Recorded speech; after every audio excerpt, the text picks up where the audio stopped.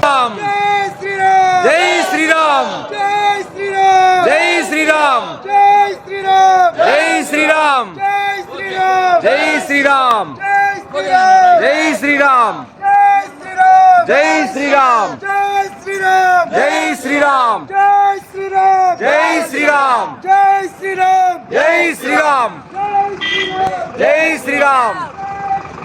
జై శ్రీరామ్ జై శ్రీరామ్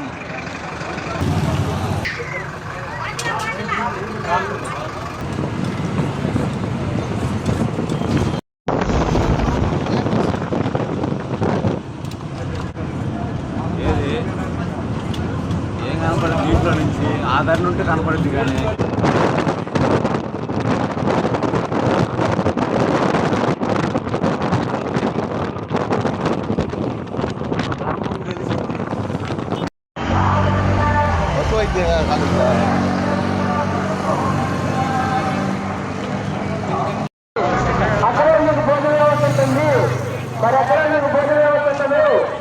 కాబట్టి మీరు పార్కింగ్ దగ్గర మాత్రం మీరు భక్తులని వాహనాలు దిగి అక్కడ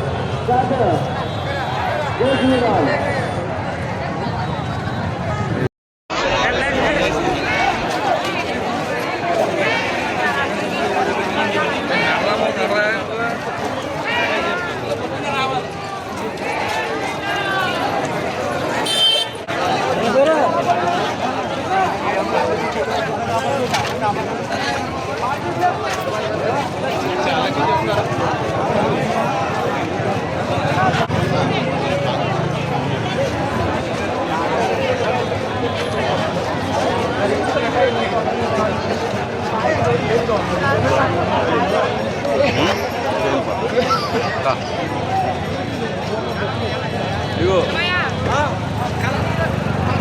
ఒక్క నిమిషం ఉండు.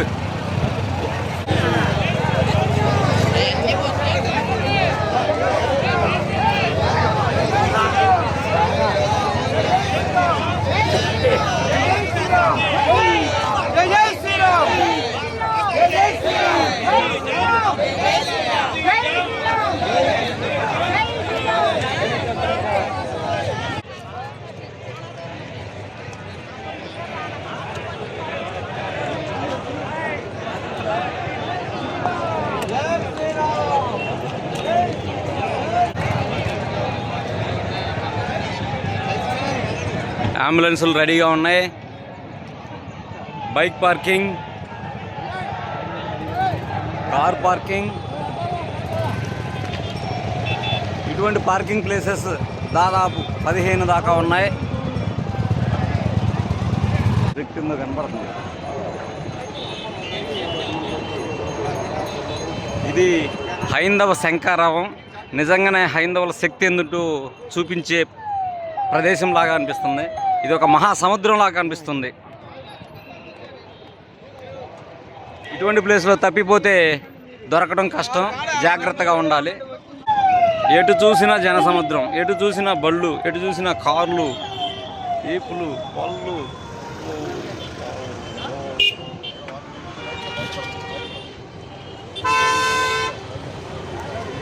ఎమ్మెల్యే గారు ఎవరో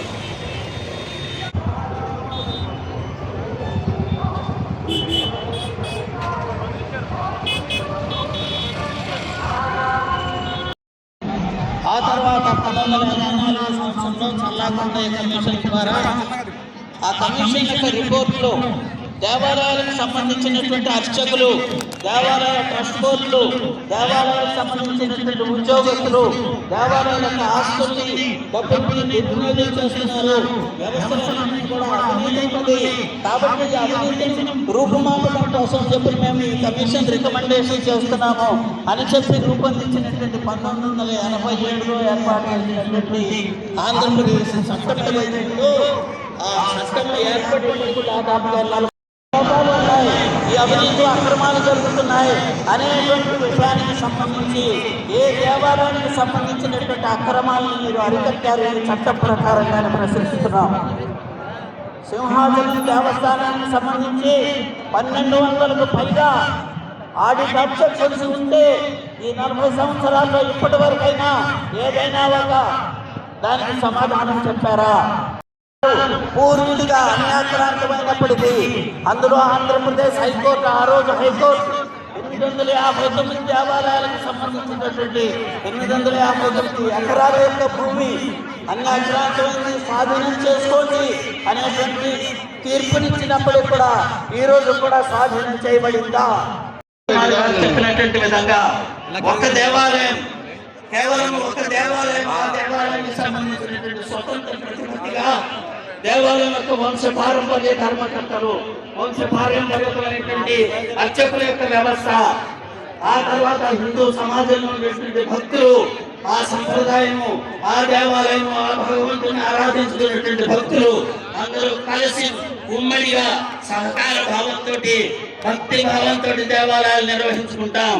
దీనికి ప్రభుత్వం యొక్క జోక్యం అవసరం లేదు. మనం రూపొందించేటువంటి చట్టంలో ఏ రకమైనటువంటి యొక్క ప్రభుత్వం జోక్యం ఉండదు. అయోధ్యలో ఉండేటువంటి దేవాలయం చట్టం చేయడం వరకు మాత్రమే ప్రభుత్వం యొక్క బాధ్యత. యావత్ వ్యవస్థలన్నీ కూడా హిందూ సమాజం నిర్వహించుకుంటుంది.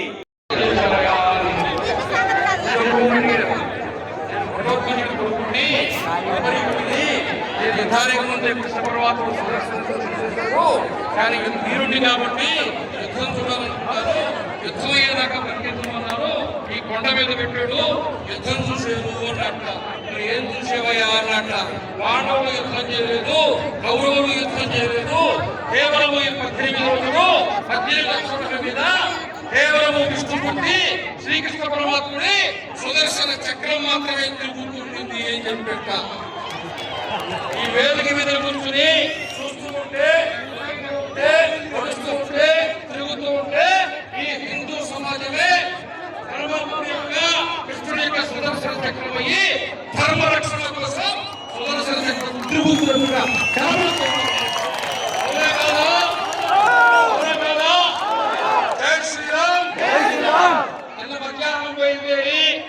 వెంకటగిరి కోట నుంచి, కుప్పం నుంచి, ఉప్పిల్ నుంచి, ఇచ్చాపురం నుంచి మధ్యాహ్నం సంచి కట్టుకుని సాయంత్రం బస్సుకి రాత్రి సరిలో ఉండి ఆ స్కూల్ బస్సులో ఉంటే ఆ స్కూల్ బస్సులు అక్కడ పక్కన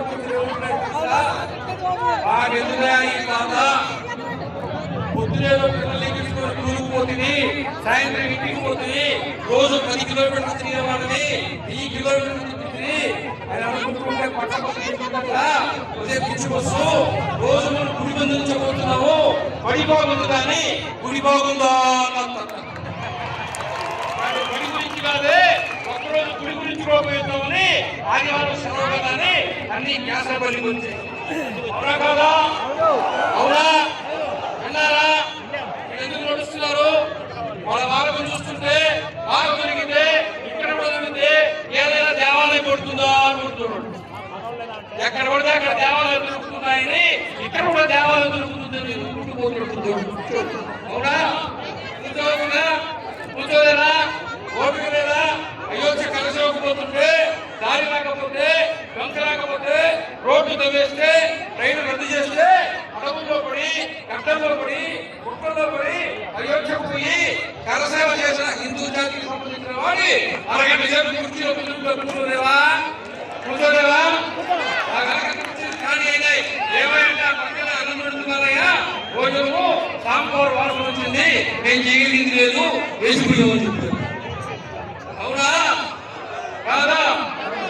దేవాదాయ శాఖని రద్దు చేయాలనేటువంటిది మన ప్రధానమైనటువంటి అంశం. ఎందుకని మన దేవాలయం మనం కట్టుకున్నాం, కృష్ణదేవరాయలు కట్టించారు, పాండవులు కట్టించారు, చోళులు కట్టించారు, పాండవులు చోళులు కట్టించారు, పల్లవులు కట్టించారు, ఎంతోమంది జమీందారులు కట్టించారు, భీముల బాబులు మనమే కట్టుకుంటుంది. ఈ దేవాలయంతో ఏ మాత్రం సంబంధం లేని వాళ్ళు, అవగాహన లేని వాళ్ళు పేరులో వచ్చి ఇట్లాంటి కౌంటర్ పెట్టి సినిమాలో 2 టికెట్లు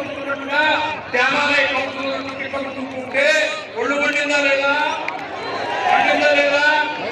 అయిందా లేదా? కేవలం నిలబడమే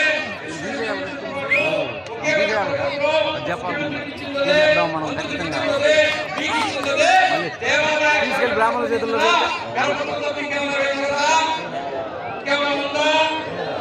చెప్పారా? ఆ ఒకటే కదా చెప్పారు. ఆ ఒకటే చదివిన తర్వాత నాకే తెలుసా? ఎప్పుడో 5-6 సంవత్సరాల నాడే దాంట్లో ఒక డ్రెస్ పెట్టుకుని, దాంట్లో ఒక తువ్వాలు పెట్టుకుని, దాంట్లో ఒక ప్యాంటు పెట్టుకుని, దాంట్లో ఒక దుప్పటి పెట్టుకుని తిరుగురాకపోదా రైలుకి పోవా ఉద్యమం చేయాలని ఎప్పుడో హిందూ సమాజం సంసిద్ధంగా ఉన్నట్టుగా ఎల్లరోజు వ్యవధిలో లక్షలాది మంది హిందూ సమాజం ప్రజలించిందంటే ఈ దేవాలయ శాఖ మీద, దేవాలయాల వ్యవస్థ మీద, ఈ రోజు ఉండేటువంటి దుర్మార్గ వ్యవస్థ మీద హిందూ సమాజం ఎంత వ్యతిరేకతతో ఉన్నదో, ఎంత ఉద్రిక్తతో ఉన్నదో ఈ రోజు ఈ ఉద్యమాన్ని చూస్తుంటే మనకు అర్థమవుతుంది. అవునా? అవునా? అవునవును. అరవరే మాట్లాడరే అవును. చెప్పరే కరవాన వద్దా? కరవాన వద్దా? కరవాన రెండో ఇంకా వద్దా? మైగా ఉండి పక్కన వచ్చిన బిడ్డ నవ్వచ్చు. ఈ సౌండ్ తగ్గిస్తే మాట్లాడే బాగుంది. మాట్లాడేవాడు తొందరగా ఆపేయాలంటే ఇప్పుడు సౌండ్ పెంచండి. టుపిక్ లాగా వస్తాడు. అర్థమైనా కాలేదా? అందుకనే ఈ రోజున దేవాలయ రద్దు చేసే లోపల ఏం చేయాలంటే అసలు ఒక సంగతి తెలుసు మీకు, ఆ చట్టం పేరే హిందూ దేవాలయ చట్టం. ఇంతకుముందు దేవాలయం మీద కోర్టుల మీద అదే ఉండేది. ఎప్పుడైనా గమనించారా? కొత్త ఆంధ్రప్రదేశ్ లో దేవాలయ కోర్టుల మీద హిందూ అనే శబ్దం తీసేశారు. మీకు గుర్తుంచుకోండి. పెట్టాలా వద్దా? హిందూ శబ్దం పెట్టాలా వద్దా? అడగాల వద్దా? పోయి నిలబడాలా వద్దా? ఈ ఊరు పడికి అయ్యారు లేకపోతే అడుగుతున్నారు లేదా? పొలంలో ట్రాన్స్ఫార్మర్ కలిగిపోతే అడుగుతున్నారు లేదా? సబ్ స్టేషన్ ముట్టడి చేస్తున్నారు లేదా? మీ దేవాలయంలో డబ్బులు గోమాలైతే, భూములు ఆక్రమిస్తే, ఉండి దొంగతనం జరిగితే, అర్చకుల మీద దాడి జరిగితే, దేవాలయంలో దొంగతనం జరిగితే మీ ఈవోని ఎప్పుడైనా మీరు నిలదీశారా? అడిగారా? ఉద్యమించారా? నిలబడ్డారా? ఎప్పుడు మొదలు పెడతారు? ఇప్పుడే. మొదలు పెడతారు? ఇప్పుడే. ఏర్పడించారా? ఇప్పుడే. ఉండేవాళ్ళేనా? అడగరా? మీరు చెప్తే ఎవరు వింటారో వాళ్ళు అడగరా? మొత్తము హిందూ సమాజం ఈ రోజున దేవాలయాన్ని ప్రశ్నించేటువంటి స్వభావాన్ని ఈ రోజు నుంచి కలిగి ఉండడం అనేది ప్రారంభం అవుతుందా లేదా? అడగటాలా లేదా? అడగాల వద్దా? అవునా? 2006-2007 సంవత్సరంలో స్వామిపేట మండలంలో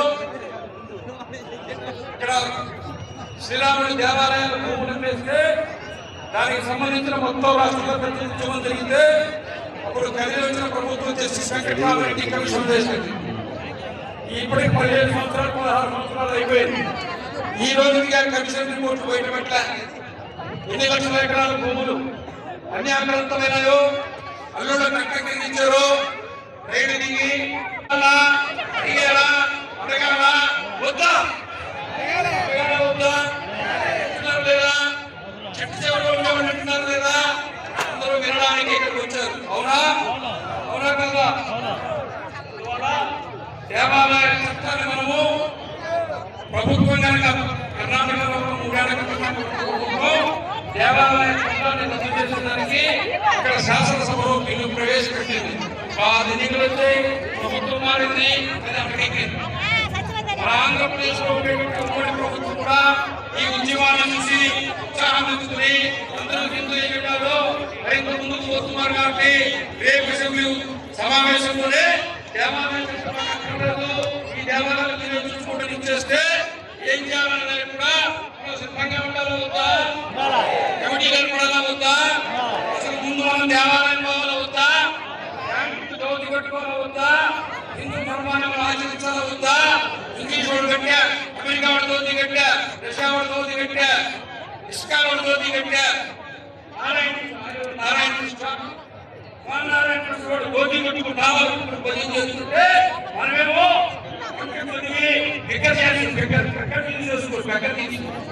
ప్రకటించండి ఏం చేయాలి కదా తెలంగాణ బుర్రుందా లేదా బుర్రుందా లేదా బుద్ధిందా లేదా మానవ వద్దా ఎవరు దేవాలయానికి పోరో వాళ్ళకి ఇటువంటి లక్షణాలు వస్తాయి ఎవరు దేవాలయం పోతారో వాళ్ళకి ఇక్కడికి రావాలని లక్షణాలు వస్తాయి రావాలని ఉందా విన్నారా దేవాలయం పోయారా పాఠశాలలో ఉందా ఉండాలా వద్దా ఉత్తరప్రదేశ్ దేవభూమి రాముడు పుట్టాడు కాబట్టి కృష్ణుడు పుట్టాడు కాబట్టి మూడు దేవాలయాలు ఉంటే హరిద్వార్ ఉంటే శ్రీకేశ్ ఉంటే ఉత్తరాఖండ్ దేవభూమి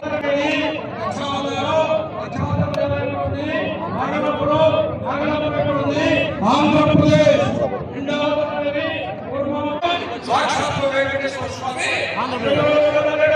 ఆంధ్రప్రదేశ్ ఆంధ్రప్రదేశ్లో ఉన్నాడు. ఆంధ్రప్రదేశ్ ఆంధ్రప్రదేశ్ ఏ ఆంధ్రప్రదేశ్ లో ఉన్నాయో ఆ ఆంధ్రప్రదేశ్ ని రాష్ట్ర ప్రభుత్వం తక్షణం ఇది దేవభూమిగా ప్రకటించాలా? ప్రకటించాలి ప్రకటించాలి ప్రకటించాలి. ఈ 7 క్షేత్రాలు ఇక్కడ మనకు వస్తే ప్రపంచం మొత్తం ఇక్కడికే వస్తుంది. ఆంధ్రప్రదేశ్ అగ్రగామిగా ఉంటుంది. ఆంధ్రప్రదేశ్ ఆధ్యాత్మిక పుణ్యభూమి, ఆంధ్రప్రదేశ్ అవతారాల పుణ్యభూమి, ఆంధ్రప్రదేశ్ దేవతల దేవభూమి. అవునా కదా? అవునా కదా? అవును. జై శ్రీరామ్, జై శ్రీరామ్, జై శ్రీరామ్, జై శ్రీరామ్. వందే మాతరం, వందే మాతరం. భారత్ మాతా కీ జై, భారత్ మాతా కీ జై, భారత్ మాతా కీ జై.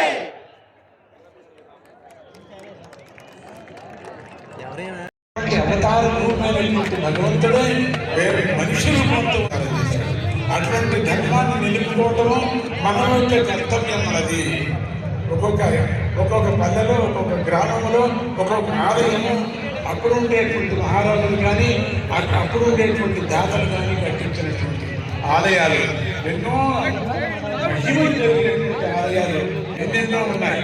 అవన్నీ కూడా మనం రక్షణ చేసుకునేటువంటి మళ్ళీ జ్ఞాపకం చేస్తున్నాను. మన సంప్రదాయాన్ని మర్చిపోకూడదు. అందరూ గుర్తుపెట్టుకోండి. మన సంప్రదాయం అది మనది. ఇక్కడికి చూస్తే ఆ దత్తుడి కృప కలగని ఈరోజు ఏమేమి హైందవ ధర్మం ఈ ఒక కార్యక్రమాన్ని వేసుకున్నారు వాళ్ళకి దిగ్విజయం కలగని అని అంటూ ఈ పిలుపు అక్కడికి దిగంతానికి వెళ్ళని ఎవరు ఉన్నారు వాళ్ళందరికీ కూడా వెళ్ళని మన యొక్క ప్రార్థన పరమాత్ముడికి వెళ్ళని అని మనమందరూ గ్రూప్గా ఎందుకు భగవంతుడిని స్మరణ చేయడం అంటే అందరూ చేయలేటువంటి శక్తి ఇక్కడ 40 ఏళ్ళు ఉంటుంది. ఇక్కడికి రోజు జై బోలో హనుమానుకి, జై వీర హనుమానుకి ఇది 40 ఏళ్ళు ఉంటుంది ఈ శబ్దం అంతా కూడా. అటువంటి రికార్డ్ అయిపోయింది. అటువంటి భారత భూమిలో మనము కొన్ని కోల్పోతున్నాం. కోల్పోకూడదు. మన హక్కును మనం సాధించుకోవాలి అని అంటూ మన ధర్మాన్ని మనం పాలించుకుందాం అని అంటూ ఇప్పుడే 2 ప్రతిష్ఠ చేసుకొని వచ్చాను. మళ్ళీ ఇంకా 2 ప్రతిష్టలకి ఇప్పుడు వెళుతున్నా, బయలుదేరుతున్నా. మధ్యలో అంతరాయం కలిగించాను. చాలా మహాత్ములు మాట్లాడేటువంటి సందర్భం ఉన్నాయి. దానికన్నా ముందే నా మీద ప్రేమతో నాకు 2 నిమిషాలు కల్పించారు. మీ అందరికీ నేను దీవిస్తున్నా. దత్తుడి భగవంతుడు మీ అందరినీ మంచిగా చేయని, కొత్తగా ఉండని. ఈ ఎండలో కూడా మీరు ఉన్నారంటే మీ ఎంత శ్రద్ధ మీకు బాగా తెలుస్తుంది. మరి వేదిక మీద ఉండే అందరికీ కూడా చేయుకి అందరికీ ఒక్క పని అందరూ నమస్కారం చేయండి. చేతులు పైకి ఎక్కండి. వెంకటరమణ స్వామి గోవిందా.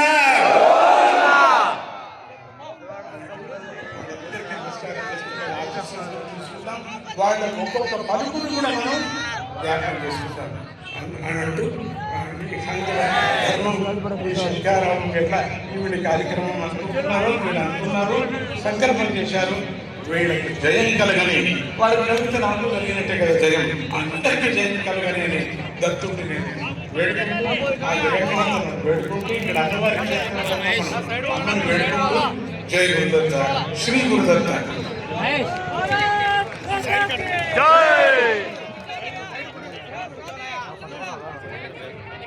ప్రతిష్టా కార్యక్రమాన్ని ఉన్నప్పటికీ వాటిని చూసుకుంటూ ఈ 5వ శంకరావ సభలో మనందరికీ అనుగ్రహ భాషను ఇవ్వాలని వారు వచ్చి వారి అమృత పలుకులు మనకి అందించి ఆశీర్వదించి ఈ ఉద్యమానికి విజయం కలగాలని వారు సంకల్పాన్ని ప్రకటించి మరింత బలాన్ని మనకు అందించారు. పూజ్య గణపతి సచ్చిదానంద స్వామికి పాదపద్మాలకు మరొకసారి ప్రణమిస్తున్నాను. ఇప్పుడు మాతాజీ శ్రీ శ్రీ శ్రీ శివానంద సరస్వతి మాతాజీ వారి యొక్క అనుగ్రహ భాషణాన్ని అందించవలసిందిగా. బొమ్మ పాలు ఉన్నాయి కానీ ఆవు పాలని ఆ తల్లికి అందించేవారు గోప్ క్షీరాన్ని. మరి మన రాష్ట్రంలో ఇటు కాణిపాకము, కాళహస్తి, తిరుమల, శ్రీశైలము, మహానంది, మంగళాద్రి క్షేత్రము, దుర్గామల్లేశ్వర దేవస్థానము, పెనుగంచి ప్రోలు గో సంరక్షణ చేయవలసిన బాధ్యత ఉంటే అవన్నీ కూడా సక్రమంగా ఇక్కడ జరగట్ల. గత కొద్ది సంవత్సరాల క్రితం సింహాచల క్షేత్రంలో గోవులు చనిపోయినాయి. అప్పుడు విశ్వ హిందూ పరిషత్ ఆధ్వర్యంలో మేము అక్కడికి ఉద్యమం చేశాం. పాపం ఈవో గారు ఏసీ రూముల్లో ఉంటారు, ఏసీ కార్లో తిరుగుతుంటారు, ఇంట్లో ఏసీ ఉంటుంది, అక్కడ ఏసీ విమానాలకు వెళ్ళిపోతుంటారు. కానీ గోవులకి నిలువు నీడ ఉండదు, నీరు కూడా ఉండదు. అక్కడ యుద్ధం చేశాం, పోరాటం చేశాం, గోవులకి ఆచ్ఛాదన ఇచ్చాం, 4 గోవులను అక్కడ వేయించగలిగాం. అంటే సేవ చేయవలసిన ప్రభుత్వం వారు వారి యొక్క బాధ్యతలు విస్మరిస్తున్నారు. అందుచేత ఈ యొక్క వేదిక ద్వారా మేము విన్నవించేది ఏంటంటే ప్రతి జిల్లాకి కూడా గో సేవ కోసం, గో సంరక్షణ కోసం, గోవుల కోసం 5 ఎకరాల భూమిని కేటాయించవలసిందిగా ఈ యొక్క రాష్ట్ర ప్రభుత్వానికి ఈ వేదిక ద్వారా విజ్ఞప్తి చేస్తున్నాం. ఇక మూడోది గోరక్ష. అసలైన వ్యవహారం ఇక్కడే ఉందండి. ఈ రాష్ట్రంలో ప్రతిరోజు వందలాది గోవులు అటు శ్రీకాకుళం నుంచి తీరాలు వదిలించబడుతూనే ఉంటాయి. వాటిని గో ప్రేమికులు, గో సేవకులు, గో పోషకులు, గో రక్షకులు, గో వీరులు ఆ యొక్క కంటైనర్ ఆపి పోలీస్ స్టేషన్ తీసుకువెళ్తే ఇక అసలు నాటకం ప్రారంభమవుతుంది. ఎవరైతే రిపోర్ట్ చేయడానికి ఇచ్చామో వారిని భయభ్రాంతికి గురి చేయడము, వారి మీద కేసు నమోదు చేయడము, వారి ఇబ్బంది కలగజేయడము ఈ విధంగా జరుగుతున్నాయి. మరి ఈ విధంగా గో హత్యలకు గురవుతున్నాయి. కృతయుగంలో హిరణ్యకశిపుడు, హిరణ్యాక్షుడు, త్రేతాయుగంలో రావణ కుంభకర్ణాలు, ద్వాపరయుగంలో కంసజరాసుడు, ఈ కలియుగంలో గో హత్యలు చేసేవారు. వీరే రాక్షసులు. అటువంటి గో హత్య చేసినప్పుడు మరి చట్టం, మన రాజ్యాంగం ప్రభుత్వ విభాగాన్ని కూడా ఏం చేస్తున్నాయి? ప్రభుత్వం అన్ని విభాగాలు, వెటర్నరీ డాక్టర్ కానించి, కలెక్టర్ కానించి, పోలీస్ డిపార్ట్మెంట్ వారు కానించి, సంతాన దగ్గర ఉన్న అధికారులు కానించి అందరూ సమిష్టిగా ఒక నిర్ణయాన్ని తీసుకుని సమాజానికి ఒక సందేశాన్ని ఇవ్వవలసిన బాధ్యత వారి మీద ఉంది. కానీ ఈ జరుగుతుందా అంటే అది ప్రశ్నార్థకంగానే ఉంది. ఈ అఖండమైన హైందవ శంకర వేదిక ద్వారా ఒక చక్కటి సంకల్పాన్ని మనం చేసుకుందాం. అయోధ్యలో 2012వ సంవత్సరంలో విశ్వ హిందూ పరిషత్ అంతర్జాతీయ అధ్యక్షుడైనటువంటి మానయ్య అశోక్ సింఘాజీ గారి సంకల్పంగా అయోధ్యలో రామయజ్ఞాన్ని చేస్తాం. 2012వ సంవత్సరంలో నరసేవాపురంలో ఏప్రిల్ మాసం, మే మాసంలో 21 రోజులు బాలరాముల చుట్టూ ప్రదక్షిణ చేస్తూ, పంచకోసి పరిక్రమణ చేస్తూ, ఆ ఎండలో పాదరక్షణ లేకుండా ప్రదక్షిణ చేస్తుంటే కాలికి బొబ్బలు వచ్చి, నీరు వచ్చి అవి జరగాలని, గోవుని జాతీయ ప్రాణిగా ప్రకటించాలని ఈ వేదిక ద్వారా గోవుని జాతీయ ప్రాణిగా ప్రకటించడానికి మన సంకల్పం చేద్దాం.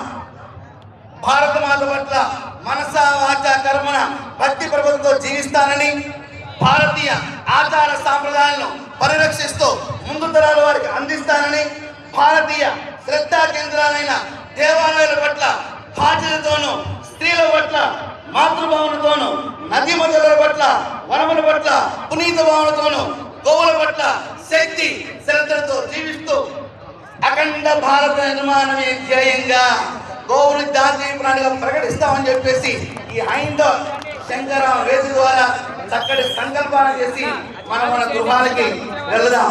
ఉదయించే బాలబాలుడు కాషాయమే, అస్తమించే సూర్యనారాయణుడు కాషాయమే, త్యాగానికి స్వరూపం కాషాయం. ఇంతమంది మహానుభావులు త్యాగ స్వరూపులుగా ఇక్కడ ఏం చేసిన కారణం విశ్వ హిందూ పరిషత్ వారు చేస్తున్న ఈ అఖండమైన ఈ ధార్మిక ధర్మ సేవ యజ్ఞ కార్యక్రమం నిరంతరాయంగా ఇది మహావ్రతోత్సవం. భారత్ మాతాకు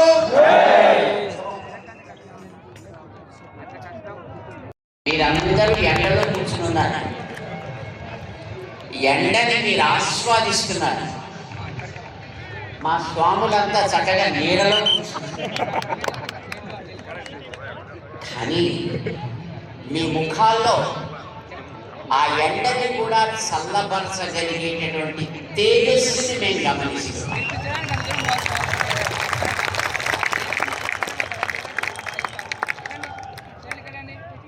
ఆలయాల మీద మీకుండే ప్రేమ, ఆలయాలను కాపాడుకోవాలనుకునే మీ దీక్ష, గ్రామాల నుంచి వచ్చినటువంటి ముదుసలులు కూడా ఇక్కడ ఉన్నారు. మేము ఇందాక వస్తుంటే చూసాం, కర్ర పట్టుకొని నడిచేటటువంటి 80 సంవత్సరాలు దాటినటువంటి మాతృమూర్తులు కూడా అలా వంగుతూ నడిచి వస్తున్నారంటే మీలో ఉండేటటువంటి ఆలయాల పైన మీ శ్రద్ధ ఆలయాలకి రక్ష. ఇది వర్ధిల్లాలి అని ముందుగా మేము ప్రార్థన చేస్తాం. అందరూ వచ్చారా? ఆలయాల గురించి చాలా మాట్లాడారు, ఇప్పటిదాకా మీకు చాలా చెప్పారు. మేము మిమ్మల్ని 2 సామాన్యమైన మాట్లాడుతాం, మీరు సమాధానం చెప్పాలి. మీలో ఎంతమంది సెల్ ఫోన్లు వాడతారు?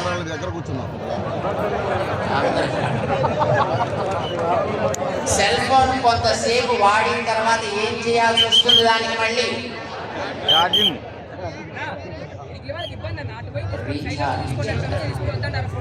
చెయ్యకపోతే సెల్ ఫోన్ పనిచేస్తుందా? సెల్ ఫోన్ లేకపోతే మన రోజు గడుస్తుందా? ఏది కట్టాలన్నా ఏది పెట్టాలన్నా లేచినప్పటి నుంచి రాత్రి పడుకున్నప్పటి నుంచి మళ్ళీ తెల్లారగంట లేచేదాకా సెల్ ఫోన్ మీద ఆధారపడ్డ బతుకులు మనం, అవునా కదా? మరి ఆ సెల్ ఫోన్ రీఛార్జ్ చేసుకోవాలా వద్దా? చేసుకోవాలంటే సెల్ ఫోన్ ఎక్కడ పెట్టాలి? ఎక్కడో ఒక పాయింట్లో పెట్టాలి కదా. ఆ పాయింట్ పెర్ఫెక్ట్గా ఉండాలా వద్దా? వంకర టింకర కనెక్షన్స్ ఉంటే అది పనిచేస్తుందా?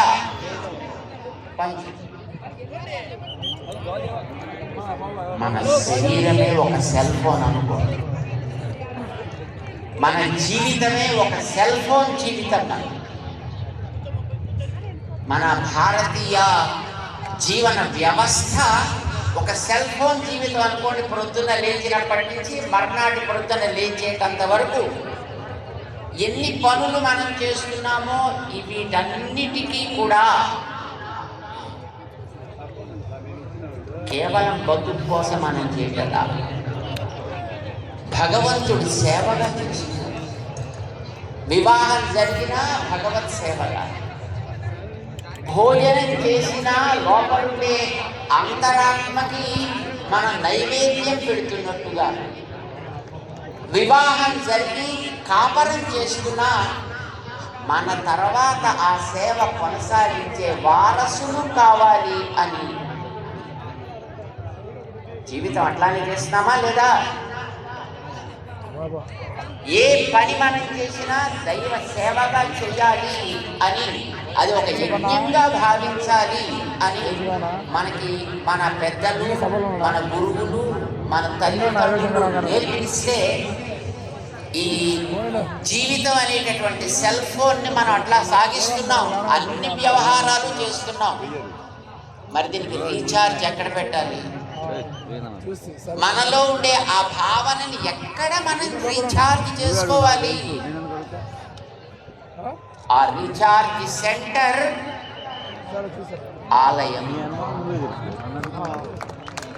ఆలయంలో మనం మళ్ళీ మన యొక్క మనస్సుని రీఛార్జ్ చేసుకోవాలంటే ఆలయపు వ్యవస్థ బాగుండాలా ఉందా?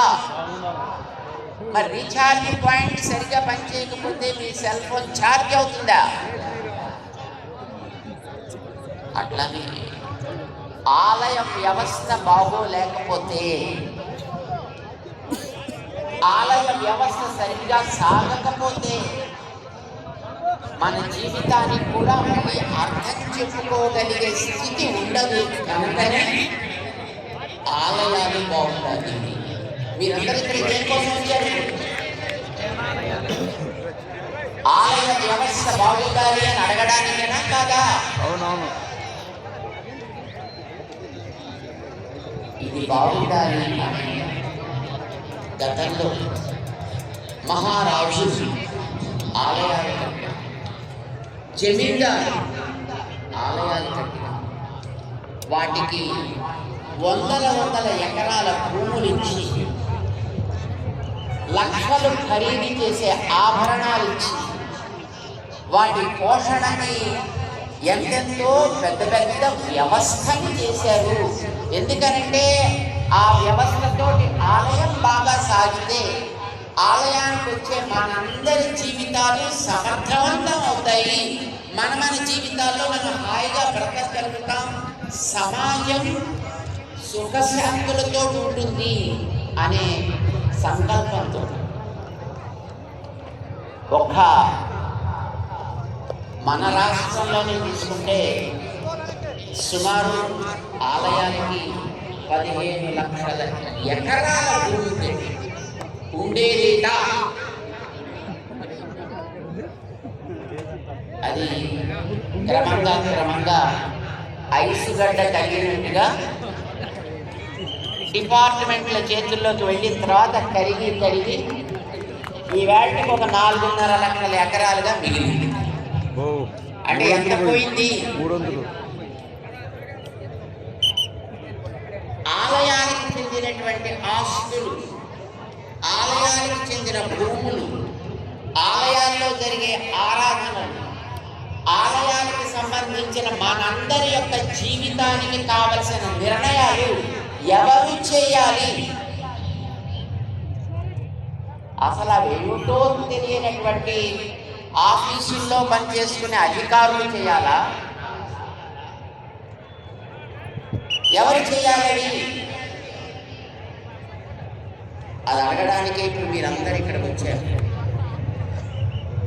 అది ఎవరిని అడగాలో మీ అందరికీ తెలియాలని మన విశ్వ హిందూ పరిషత్ ఇక్కడ ఇంతమందిని సమావేశపరిచి, ఇంతమంది పెద్దలని ఇక్కడికి తీసుకొచ్చి మీ అందరి ముందర ఇక్కడ కూర్చోబెట్టింది. మన రాష్ట్రంలో అన్ని మూలల నుంచి మిమ్మల్ని అందరినీ ఇక్కడికి తీసుకొచ్చిన కారణం ఎవరిని మనం అడగాలి, దాన్ని ఎవరి ద్వారా నడపాలి అనేది మీకు తెలియచేయడం. ఆలయాల్లో పూజ జరగాలంటే 5 నిమిషాలు చేయండి, అరగంట చేయండి అని ఎవరు చెప్పాలి? ఒక ఆఫీసర్ చెప్పాలా? ఒక ధర్మాధికారి చెప్పాలా? ఎవరు చెప్పాలి? ధర్మాధికారి. కట్టుకున్న ఆలయాలు మీరు కట్టుకున్నారు. ఈవేళ మన ఆలయాల్లో, మన కాలనీస్లో, మన ఉండే ఊళ్ళల్లో చిన్న ఆలయాన్ని మనం కట్టుకుంటున్నాం. మీరందరూ కట్టుకుంటున్నారు. ఒక్కొక్కరు కొద్ది తాము సంపాదించే సంపాదనలో అక్కడక్కడ పెట్టి ఆలయాన్ని మీరందరూ కట్టుకున్నారు. కట్టుకున్న మీకు దాన్ని నడపడం చేత కదా? చేత అవును, మేము కట్టుకున్న ఆలయాన్ని మేము బాగా నడపగలము. ఎంతమంది అనుకుంటున్నారు? జై శ్రీరామ్. కట్టిన ఆలయాన్ని మీరు ప్రతిష్ఠ చేశారా? ఎవరైనా పెద్దలని పిలిపించి చేయించారా? పెద్దల్ని పిలిపించి, మన పెద్దల్ని. ఎవరో అయ్యగారు, ఎవరో ఒక స్వాములారు, ఎవరో ఒక సంప్రదాయపు పండితులు, వాళ్ళేనా ప్రతిష్ఠ చేసింది? లేకపోతే మనమే చేసేసామా? పెద్దవాళ్ళు వచ్చి కదా చేశారు. ఆలయంలో జరిగే ఏ సేవైనా, ఆలయానికి చెందిన ఆస్తులైనా, ఆలయానికి చెందిన ఆరాధనాది వ్యవస్థ అయినా, ఎవరు ఆయా ఆలయాలకు ప్రతిష్టాదులు జరిపి అక్కడ జరగవలసిన కార్యాలు ఇవి అని ఒక నిర్ణయం చేశారో దానికి సంబంధించిన ఏ నియమ నిర్ణయాలైనా వాళ్ళ చెప్పు చేతల్లో ఉండాలి తప్ప ఆఫీసర్స్ చేతిలో ఉండకూడదు.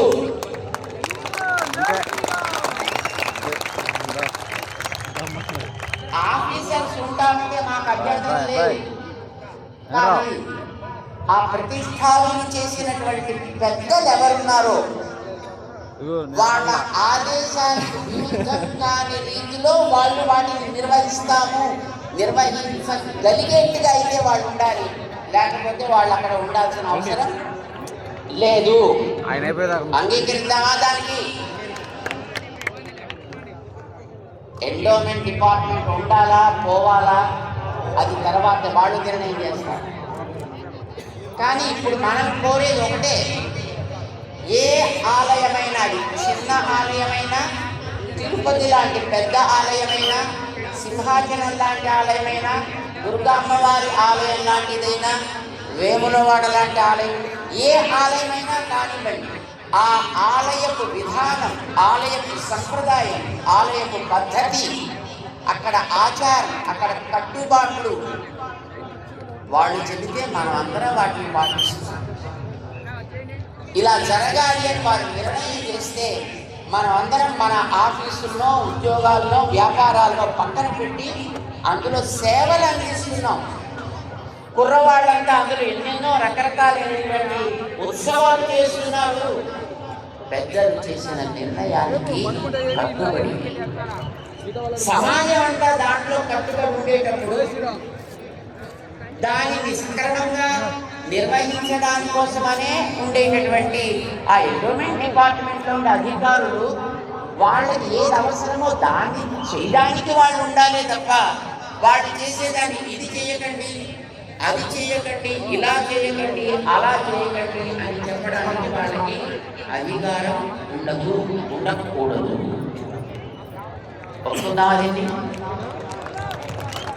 మీ ఆలయంలో ఉత్సవం 5 రోజులు జరగాలి అంటే ఆ జరగడానికి అక్కడ ఉండేటటువంటి పద్ధతిని ఎట్లా వినియోగించాలో దాన్ని నిర్ణయం చేస్తే వాళ్ళని ఎగ్జిక్యూట్ చేయమని చెప్పండి, అమలు పరచమని చెప్పండి. అది దాటి వాళ్ళు చేయాల్సిన అవసరం లేదు. 1817లో ప్రారంభమైంది అసలు యాక్ట్. 1840లో దానికి ఒక స్వరూపాన్ని కల్పించి ఒక మేనేజ్మెంట్ కమిటీస్ దీంట్లో పెట్టుకోవచ్చు. కానీ దురదృష్టం కొద్దీ ఈవేళ అలాంటి కమిటీలన్నీ రాజకీయ నాయకుల వల్ల వస్తున్నాయి. ఆఫీసర్లంతా బ్యూరోక్రటిక్ సిస్టంలో వస్తున్నారు. మొత్తానికి వీళ్ళు వాళ్ళు కలిపి దొందు అన్నట్టుగా ఆలయపు ఆస్తులని, ఆలయపు ఆచారాలని కూడా పాడు చేస్తున్నారు. ఆస్తులని పోతున్నాయి. ఇందాక మన వారు లెక్కలు చెప్పారు. అక్కడ ఆధీనంలోకి మీరు తీసుకున్నప్పుడు ఇంత ఉండేది, ఇప్పటికి ఇంత అయింది, ఏం చేస్తున్నట్టు మీరు అని అడిగారు ఇందాక.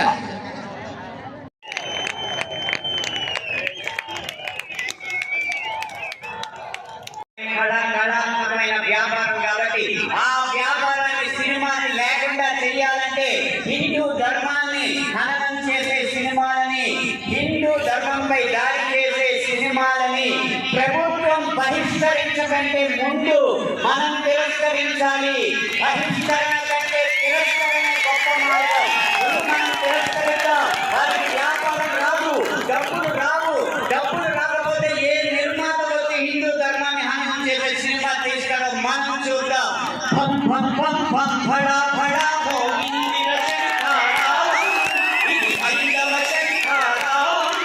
హిందూ బంధువులందరొక్కటై ముందు వేగమని భావం, ముందు చుంబాలి ప్రభావం. 3 నిమిషాలు ఈ పాట రాసే అవకాశాన్ని, 5 నిమిషాల ఈ ప్రసంగం చేసే అవకాశాన్ని నాకు ఇచ్చిన ఈ నిర్వాహకులకి వేల పాదాభివందనాలు తెలియజేసుకుంటూ జై హింద్, జై శ్రీరామ్.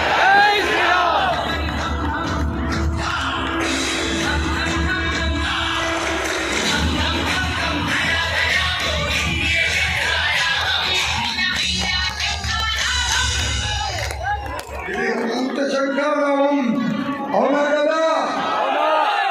మన దీక్ష దేవాలయ రక్ష. హిందూ హిందూ జై హిందూ హిందూ. దయచేసి మార్గంలో ఉన్న వాళ్ళు గ్యాలరీలోకి వెళ్ళండి. ఫోన్ చేసిన వాళ్ళు మళ్ళీ వచ్చి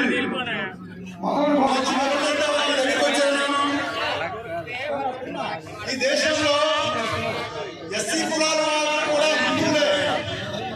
హిందూ ధర్మంలో అంతర్భాగం మనమందరం కూడా ఒక విషయం గమనించాలి మిత్రులారా. కులం అనేది మన వ్యక్తిగతం.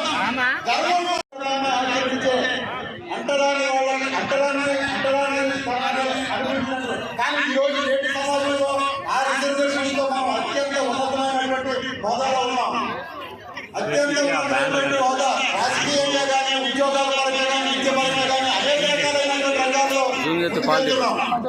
కానీ నేటి సమాజంలో పరిస్థితి ఎలా ఉందంటే అలా పరిస్థితిని పక్కన పెట్టి ఎస్సీలలో అన్ని మతాన్ని స్వీకరించిన వాళ్ళకి స్పష్టంగా రిజర్వేషన్ లేవని ఆ రోజు రాజ్యాంగ సభ చెప్తే ఈ రోజు అందరూ కూడా ఎక్కువ శాతం మంది ఆంధ్ర రాష్ట్రంలో కానీ తెలంగాణలో కానీ దేశంలో అన్ని చోట్ల కూడా అన్ని మతాన్ని స్వీకరిస్తున్నారు.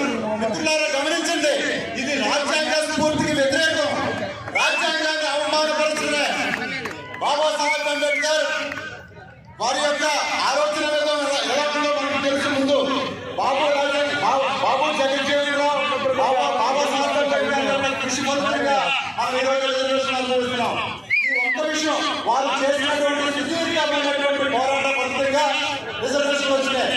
ఎవరైతే హిందువులుగా ఉంటారో ప్రభుత్వ అధికారులారా, ప్రభుత్వంలో ఉన్న రాజకీయ పెద్దలారా గమనించాలి. రిజర్వేషన్లు ఎవరికి వర్తిస్తున్నాయి, రిజర్వేషన్ ఎవరికి సంక్రమిస్తున్నాయి, రిజర్వేషన్ సర్టిఫికేట్ ఎవరికి ఇస్తున్నారు తెలుసుకోవాలి. మీరు అందరూ ఈ దేశంలో రిజర్వేషన్ అనుభవించాల్సిన వ్యక్తులు చాలా మంది కూడా అనుభవించుకోకుండా రిజర్వేషన్ దొడ్డిదారులను తీసుకుంటున్నటువంటి అన్ని మతస్థులకే రిజర్వేషన్ కల్పిస్తున్నారు. అన్ని మతస్థులకే విద్యా ఉపాధి అవకాశాల్లో అనేక రకాలైనటువంటి బెనిఫిట్స్ అన్ని కూడా వాళ్ళు చేస్తున్నారు. ఇది రాజ్యాంగ స్ఫూర్తికి వ్యతిరేకం. ప్రతి మనిషి కూడా గమనించాలి. మనం మతం మారినటువంటి అన్ని మతస్థులకు రిజర్వేషన్లు కల్పించకూడదు. అది హిందూ ధర్మంలో స్ఫూర్తి. ఈ దేశంలో సనాతన ధర్మకారులు అనేక కులాలు ఉన్నాయి. మాకు అందరూ కూడా హిందువులే. అయ్యా, మతం మారినటువంటి అన్ని మతస్థుల వెనక్కి వెనక్కొచ్చి మన హిందూ ధర్మంలో మీరు కూడా అంతర్భాగం కావాలి. సనాతన ధర్మం అంటే మనం అందరికీ సాధ్యం. కాబట్టి ఈ ఒక విషయం చెప్తాను. రాజ్యాంగ సభలో చర్చ జరిగే సందర్భంలో ముగ్గురు క్రైస్తవులు ఆ రోజు క్రైస్తవులు ఒకటి చెప్పారు, మా క్రైస్తవ సమాజంలో అస్పృశ్యత లేదు, అంటరానితనం లేదు, కులం లేదని. సరే, మరి ఈ రోజు కూడా మీరు దాన్ని పాటిస్తున్నారా? రిజర్వేషన్ దొడ్డుదారిని తీసుకునేటువంటి సోదరులారా మీరు పాటిస్తున్నారా? రాజ్యాంగ సభలో చెప్పినటువంటి విధానాలు మీరు పాటిస్తున్నారా? ఎందుకని ఉంటారు మీరు ఇక్కడ? ఎస్సీ కులంలో ఉన్నటువంటి అన్ని మతస్థులందరూ కూడా మీరు ఉంటే హిందూ ధర్మంలో ఉండండి, లేదంటే చట్టాలపై కానీ ఉన్నత న్యాయస్థానాలపై కానీ మాకు అపారమైనటువంటి నమ్మకాలు ఉన్నాయి. ఈ దేశంలో పుట్టాం, ఈ దేశంలో బ్రతుకుతాం, ఈ దేశంలోనే శాశ్వతంగా కలిసే ఉంటాం. మనం గమనించుకోవాలి. అలాగే మన రిజర్వేషన్లు అనేవి మీకు స్పష్టంగా నేను ఒక విషయంలో చెప్తానండి.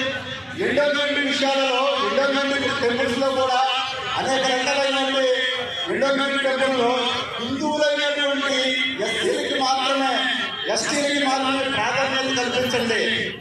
అక్కడ జరిగేటువంటి కమిటీల్లో కూడా హిందువులకు మాత్రమే మనం ప్రాధాన్యత కల్పించాలి. ఎందుకంటే అన్ని మతస్థులకి చాలా చోట్ల కూడా ఇస్తున్నారు.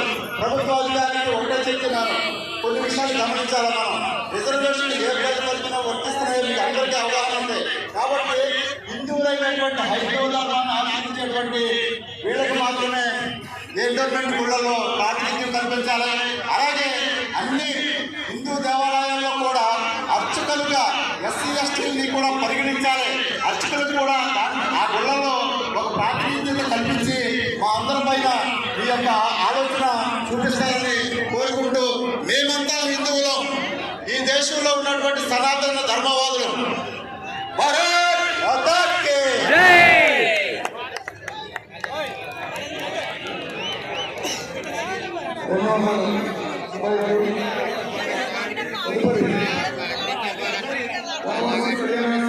ఆంధ్రప్రదేశ్ మహిళా ప్రభుత్వం ఇప్పుడు వచ్చే వారు వచ్చి ప్రసంగించవలసిందిగా కోరుతున్నారు.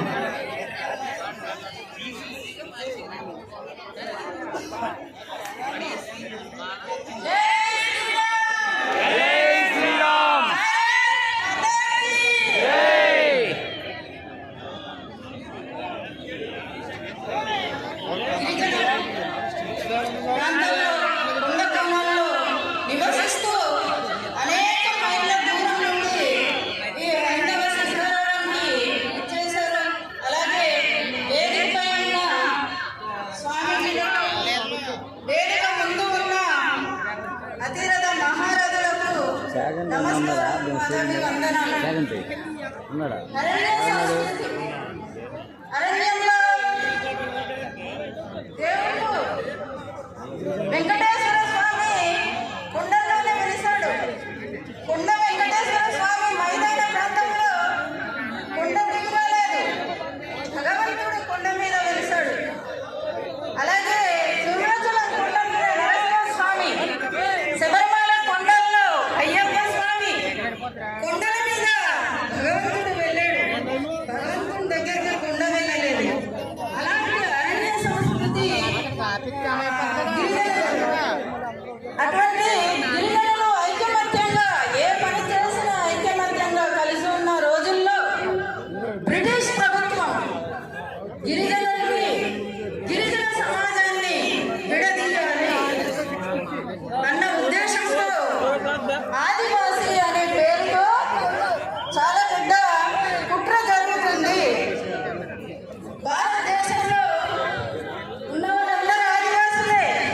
ఇతర దేశాల నుంచి లండన్ నుంచి వచ్చారా, అమెరికా నుంచి వచ్చారా, జర్మనీ నుండి వచ్చారా, ఎక్కడి నుంచి రాలేదు. భారతదేశంలో ఉన్న వాళ్ళు భారతీయులే. నగరాల్లో ఉన్న, కొండ కోణంలో ఉన్న, మైదాన ప్రాంతంలో ఉన్న, సముద్ర తీరంలో ఉన్న వాళ్ళందరూ భారతవాసులే. వనవాసులు హిందూ సంస్కృతికి నిలయాలు. శ్రీరామచంద్రుడు ఆ రోజు వనవాసం చేసినప్పుడు వనవాసులు శ్రీరామచంద్రుడికి సహకరించారు.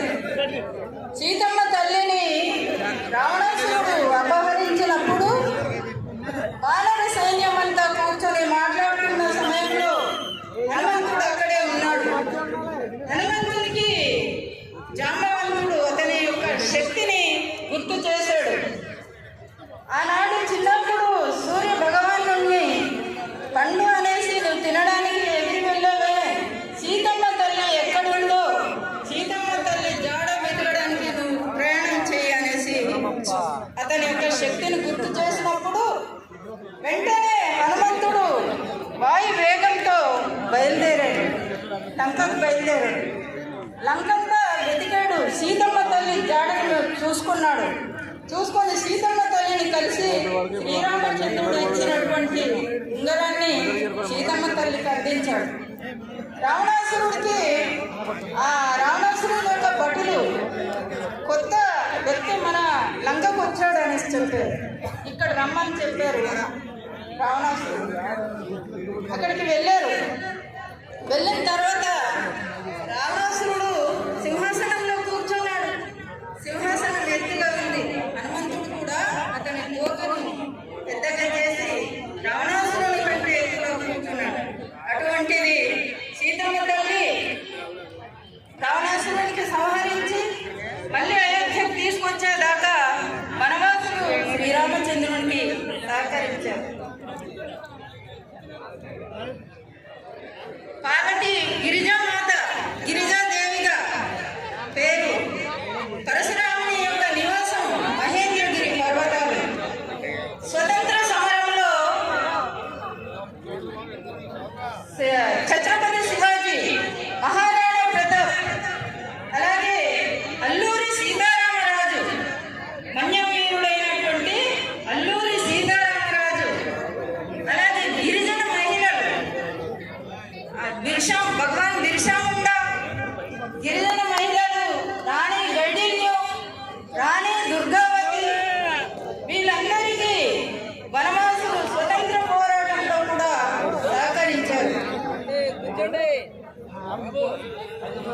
యుగ యుగాలుగా తరతరాలుగా భారతదేశం హిందూ సంస్కృతికి ముడిపడి ఉన్న విషయం గిరిజనులకు తెలియజేసి చైతన్యపరచి మన దేశ అభివృద్ధి కోసం మనమందరం కంకణం కట్టుకోవాలి. ఈ హైందవ శంకరావ మహాసభకు మనం సఫలం చేయాలి. ఈ దేశం కోసం, ఈ ధర్మం కోసం నేను నిరంతరం పోరాడతాను. మన అందరికీ వ్యక్తిగత జీవితాలు ఉంటాయి, కానీ సమాజం కోసం, ఈ దేశం కోసం నెలలో నేను ఒక 3 రోజులు సమయం ఇచ్చి పనిచేస్తానని ఈ హైందవ శంకరావ సభలో మనం శపథం చేయాలి. ఒక సామాన్యమైన గిరిజన మహిళ ఈరోజు రాష్ట్రపతిగా అత్యున్నత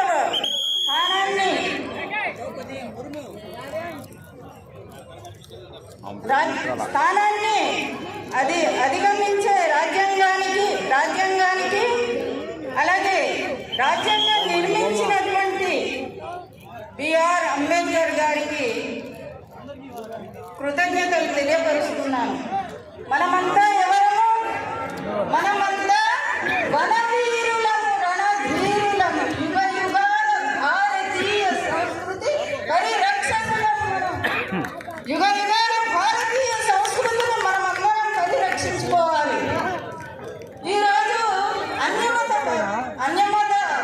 మత ప్రచారానికి వెళ్ళినప్పుడు గిరిజన గ్రామాల్లో కూడా ఈరోజు నిలదీయడానికి శక్తినిచ్చాడు భగవంతుడు. నిలదీసి ఉన్నారు, వెనక్కి వాళ్ళని పంపిస్తున్నారు.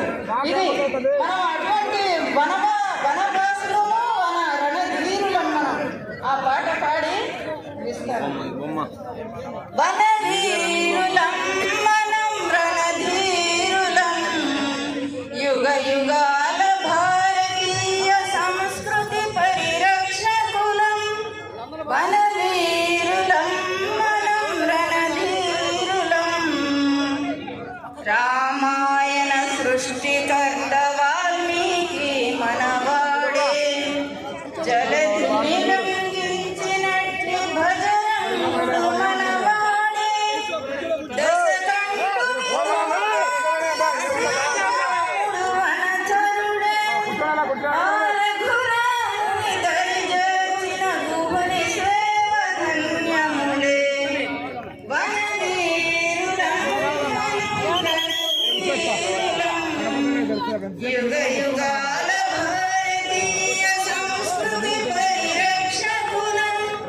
వనవీరులం మనం రణధీరులం. జై శ్రీరామ్. భారత్ మాతా కీ జై. హిందూ ధర్మ కీ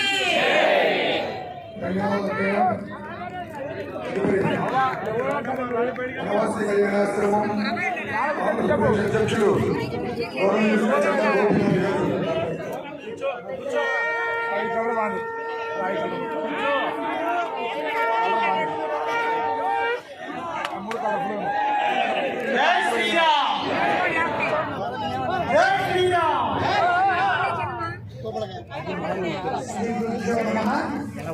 వేదిక మీద ఉన్నటువంటి పూజ్య మాతాజీలు, అలాగే స్వామీజీలకి నా యొక్క పాదాభివందనాలు, అలాగే సంఘ ఇతర అలంకరించిన పెద్దలు, కార్యక్రమానికి విచ్చేసిన హిందూ బంధువులారా, గత కొద్ది కాలంగా ఆంధ్రప్రదేశ్లో అనేక సంఘటనలు జరుగుతూ వచ్చాయి. అది బొబ్బిలి కావచ్చు, పెడన కావచ్చు, లేకపోతే వీకోట కావచ్చు, లేకపోతే విజయవాడ కావచ్చు, మదనపల్లి కావచ్చు, అలాగే రాయచోటి కావచ్చు. ఇవన్నీ గత కొద్ది కాలంగా హిందువుల యొక్క దేవాలయాల మీద దాడులు, అలాగే హిందువుల యొక్క తిరునాళ్ళు, జాతరలు, ఉత్సవాల మీద దాడులు ఇవన్నీ జరుగుతూ వచ్చాయి. లేటెస్ట్గా నిన్న సాయంత్రము హిందూ శంకరావానికి బయలుదేరిన బస్సు రాయచోటి మీదుగా వస్తుంటే అక్కడ బస్సులో ఉన్న వాళ్ళందరూ ఉత్సాహంగా నామస్మరణ చేసుకుంటూ వస్తూ ఉంటే కూడాను అన్య మతస్థులు అక్కడ ఎదురేగి ఆపటం కోసం ప్రయత్నం చేస్తే రక్షణ వ్యవస్థ పక్కకు తప్పించి బస్సుని హైందవ శంకరానికి చేర్చిన ఘటన కూడా నిన్న రాత్రి జరిగింది. కాబట్టి వీటన్నిటికీ కారణం ఏంటి? ఈ రోజున పెడన కావచ్చు, లేకపోతే బొబ్బిలి కావచ్చు, లేకపోతే రాయచోటి కావచ్చు, మదనపల్లి కావచ్చు. కానీ రేపు ఆంధ్రప్రదేశ్లో ఉన్న ఒక ప్రతి జిల్లా కూడాను ఇటువంటి సంఘటనలకి ఈ రోజున సిద్ధం చేస్తూ ఉన్నారు అన్య మతస్థులందరూ కూడా. కాబట్టి 3 రకాలుగా ఈ రోజున హిందూ సమాజము గురవుతూ వస్తూ ఉంది. అన్య మతస్థుల వైపు నుంచి దాడులు, రక్షణ వ్యవస్థ నుంచి కేసులు, అలాగే ప్రభుత్వం వైపు నుంచి ఆంక్షలు. 3 రకాలుగా ఈ రోజున ఆంధ్రప్రదేశ్లో ఉన్న హిందువులు ఈ రోజున నలిపివేయబడుతున్నారు ఒకవైపు నుంచి. దీన్ని తట్టుకొని నిలబడవలసిన అవసరం ఈ రోజున మనందరి మీద ఉంది. దేవీ దేవతల విగ్రహాల మీద దాడి చేసి మూత్ర విసర్జన చేస్తే పిచ్చివాడు ఆలోచన, పిచ్చివాడు శాస్త్రాలు అంటున్నారు.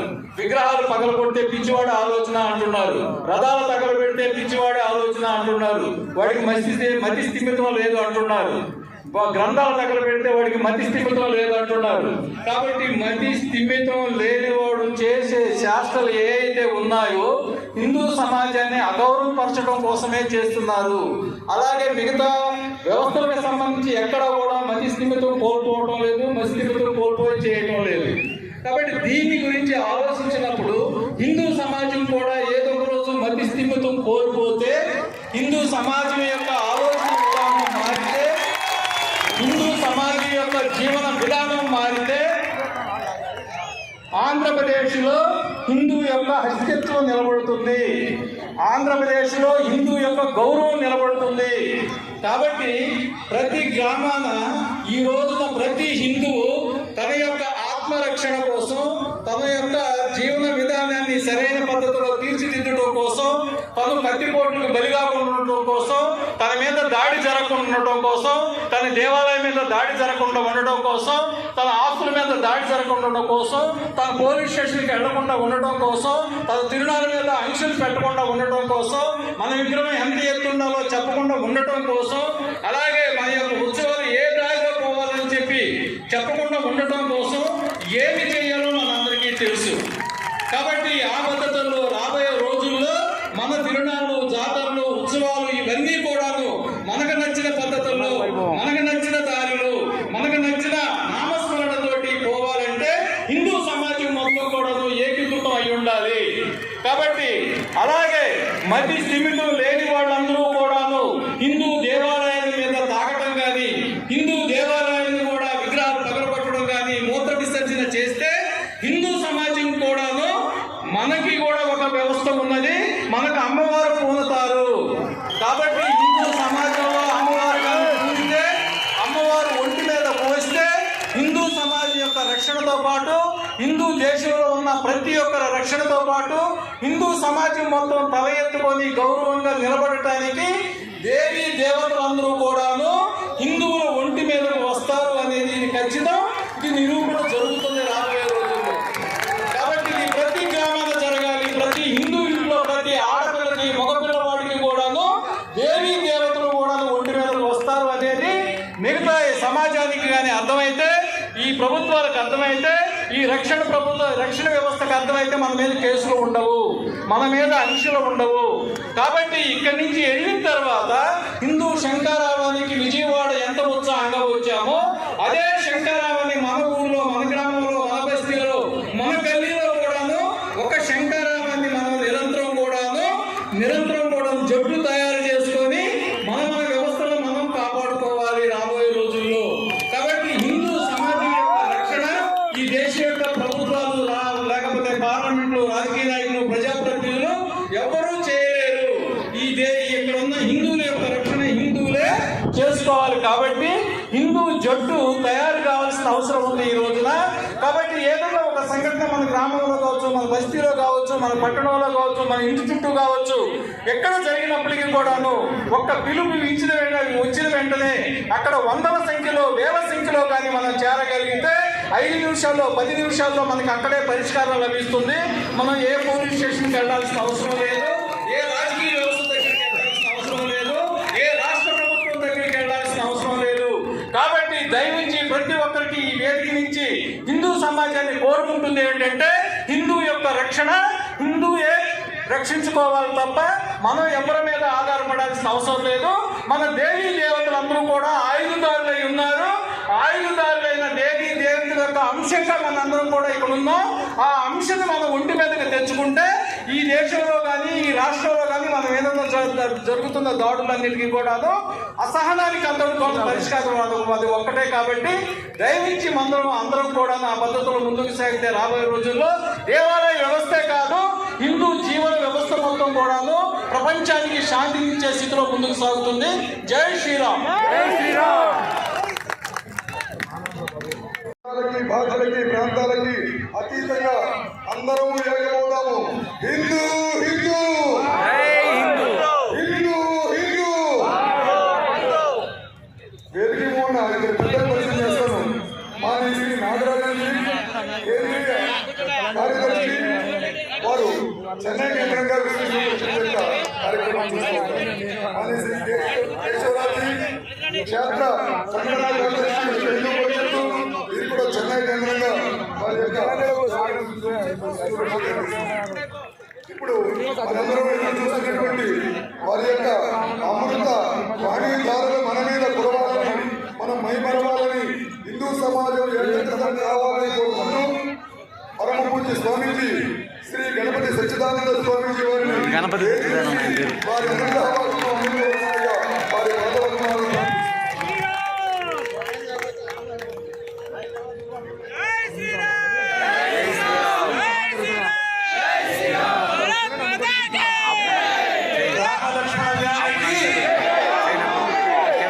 గట్టిగా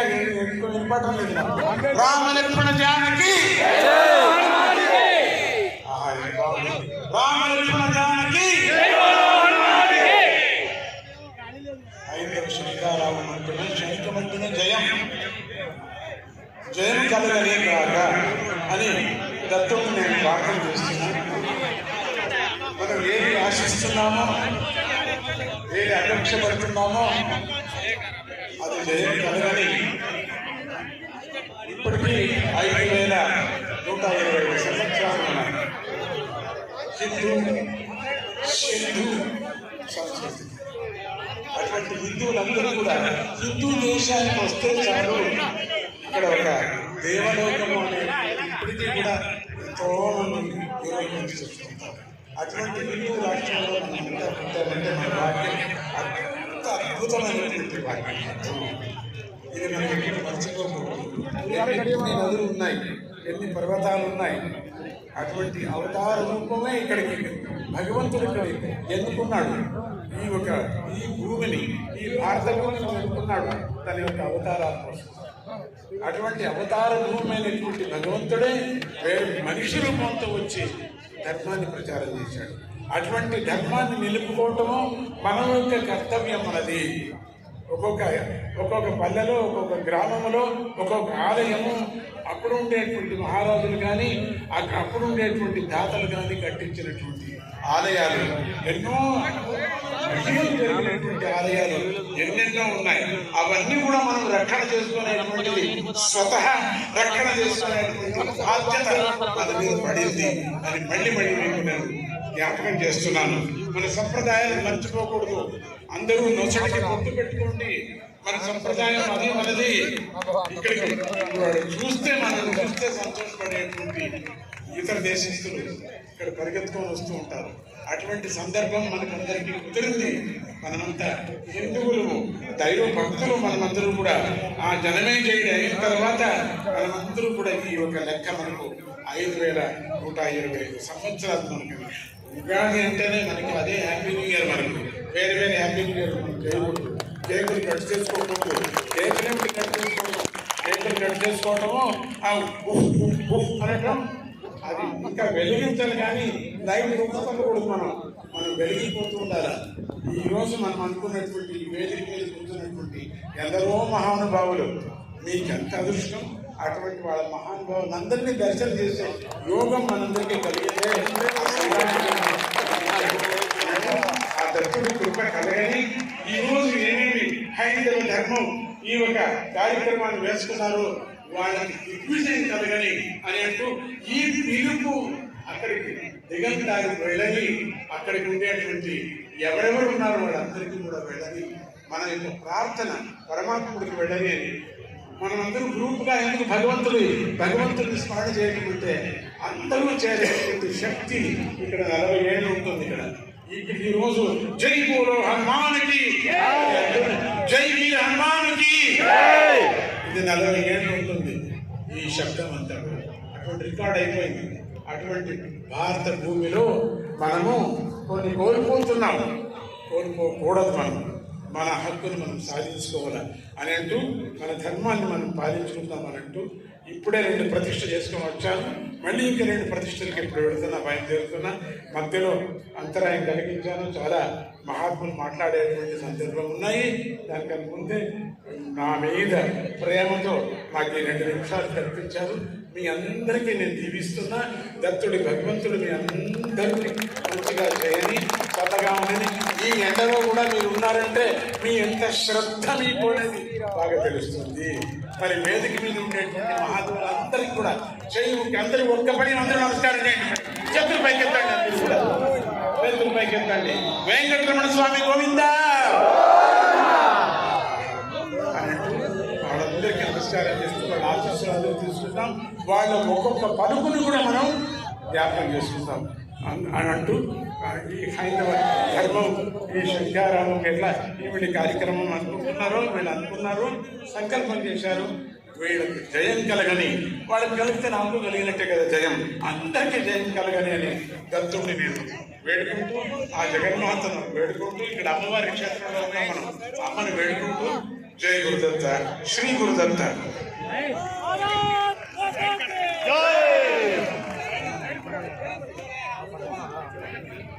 పరమ పూజ్య గణపతి సచ్చిదానంద స్వామి పాదపద్మాలకు హృదయపూర్వకంగా ప్రణమిల్లుతూ, అననుకూల సమయంలో ఈవేళ 3 ఆలయాలలో కుంభాభిషేక కార్యక్రమం, ప్రతిష్టా కార్యక్రమాన్ని ఉన్నప్పటికీ వాటిని చూసుకుంటూ ఈ హైందవ శంకరావ సభలో మనందరికీ అనుగ్రహ భాషను ఇవ్వాలి.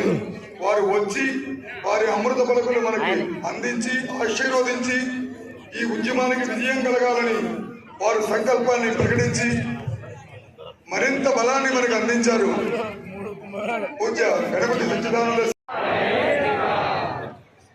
జై హనుమాన్, జై హనుమాన్. వందే భారత మాతరం, వందే గురు పరంపర.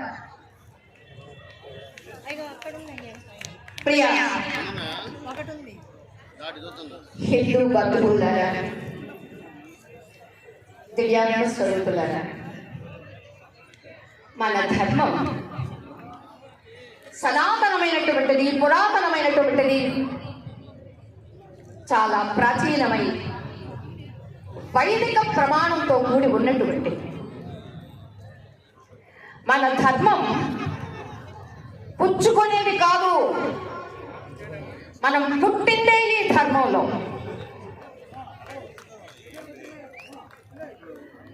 మన ధర్మం పుచ్చిపోయేది కాదు, మర్చిపోయేది కాదు. అది మన జీవన విధానం. ఈ జీవన విధానాన్ని చూసి సహించలేక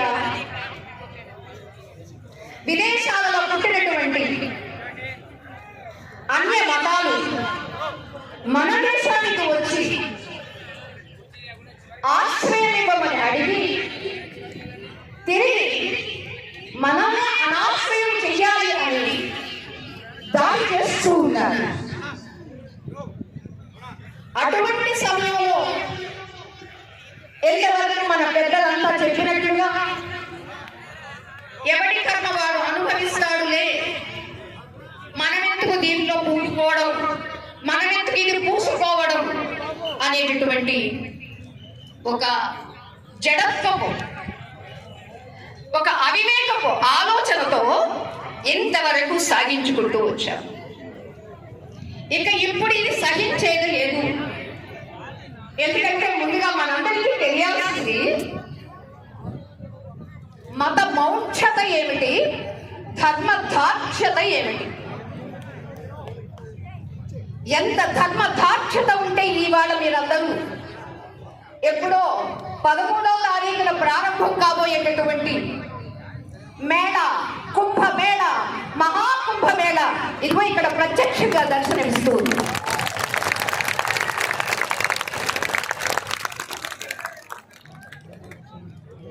ఆ వీచేటటువంటి ఎగిరేటటువంటి కాషాయ జెండా, కాషాయ ధారులు ఏం చెబుతున్నారో తెలుసా?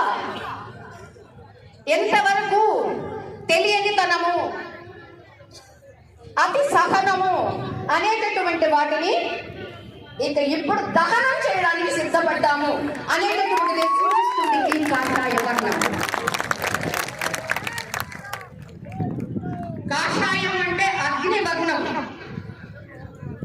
అది దేన్నైనా దగ్ధం చేస్తుంది, విడిచిపెట్టదు.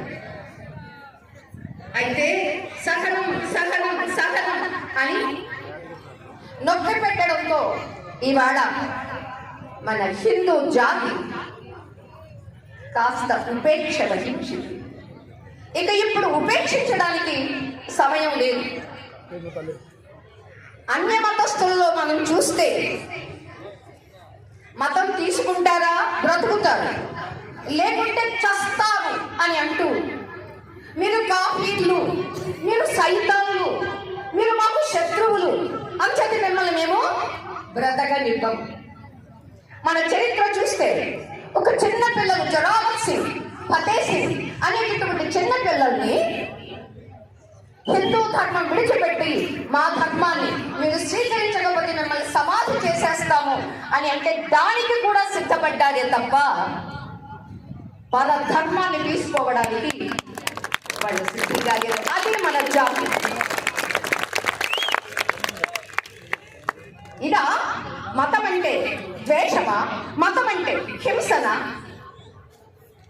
ఆశ్చర్యంగా వచ్చినటువంటి వాడు ఇక్కడే సామ్రాజ్య స్థాపన చేసుకోవాలి అని ప్రయత్నం చేస్తూ ఆ భూములు మావి, ఈ భూములు మావి అని చెబుతూ ఉన్నారు అంటే ఏమయ్యారు మన పెద్దలు? అందుకనే ఇవాళ పెద్దలంతా ఆచార్యులు కావచ్చు, పీఠాధిపతులు కావచ్చు, మేధా సంపత్తి ఉన్నటువంటి వారు కావచ్చు, అందరూ కలిసి ఇవాళ విశ్వ హిందూ పరిషత్ అనేటటువంటి ఒక కార్యరూపంగా, ఒక విశ్వరూపంగా ఇవాళ ఒక చక్కని సదస్సు చేసింది. ఏమిటిది? సంద్రం. ఏమా సంద్రము, ఏమా సాగరము? హిందూ సాగరం, హైందవ జన సాగరం. అంచేత అటువంటి ఈ సాగరంలో ఇక ఏమేమి వచ్చినా ఆ కెరటాలు ఊరుకునేది లేదు, అన్నిటిని కొట్టి పడేస్తాయి. కొట్టి పడేయడానికి సిద్ధంగా ఉన్నారా? లేదు రేండి మేము ఇంకా చిన్న కెరటం, పిల్ల కెరటం అంటారా? సిద్ధం. ఎంతవరకు ఎందుకులేండి అన్య మతాల్ని మనం నిరసించడం మన పెద్దలందరూ ఇచ్చినటువంటిది.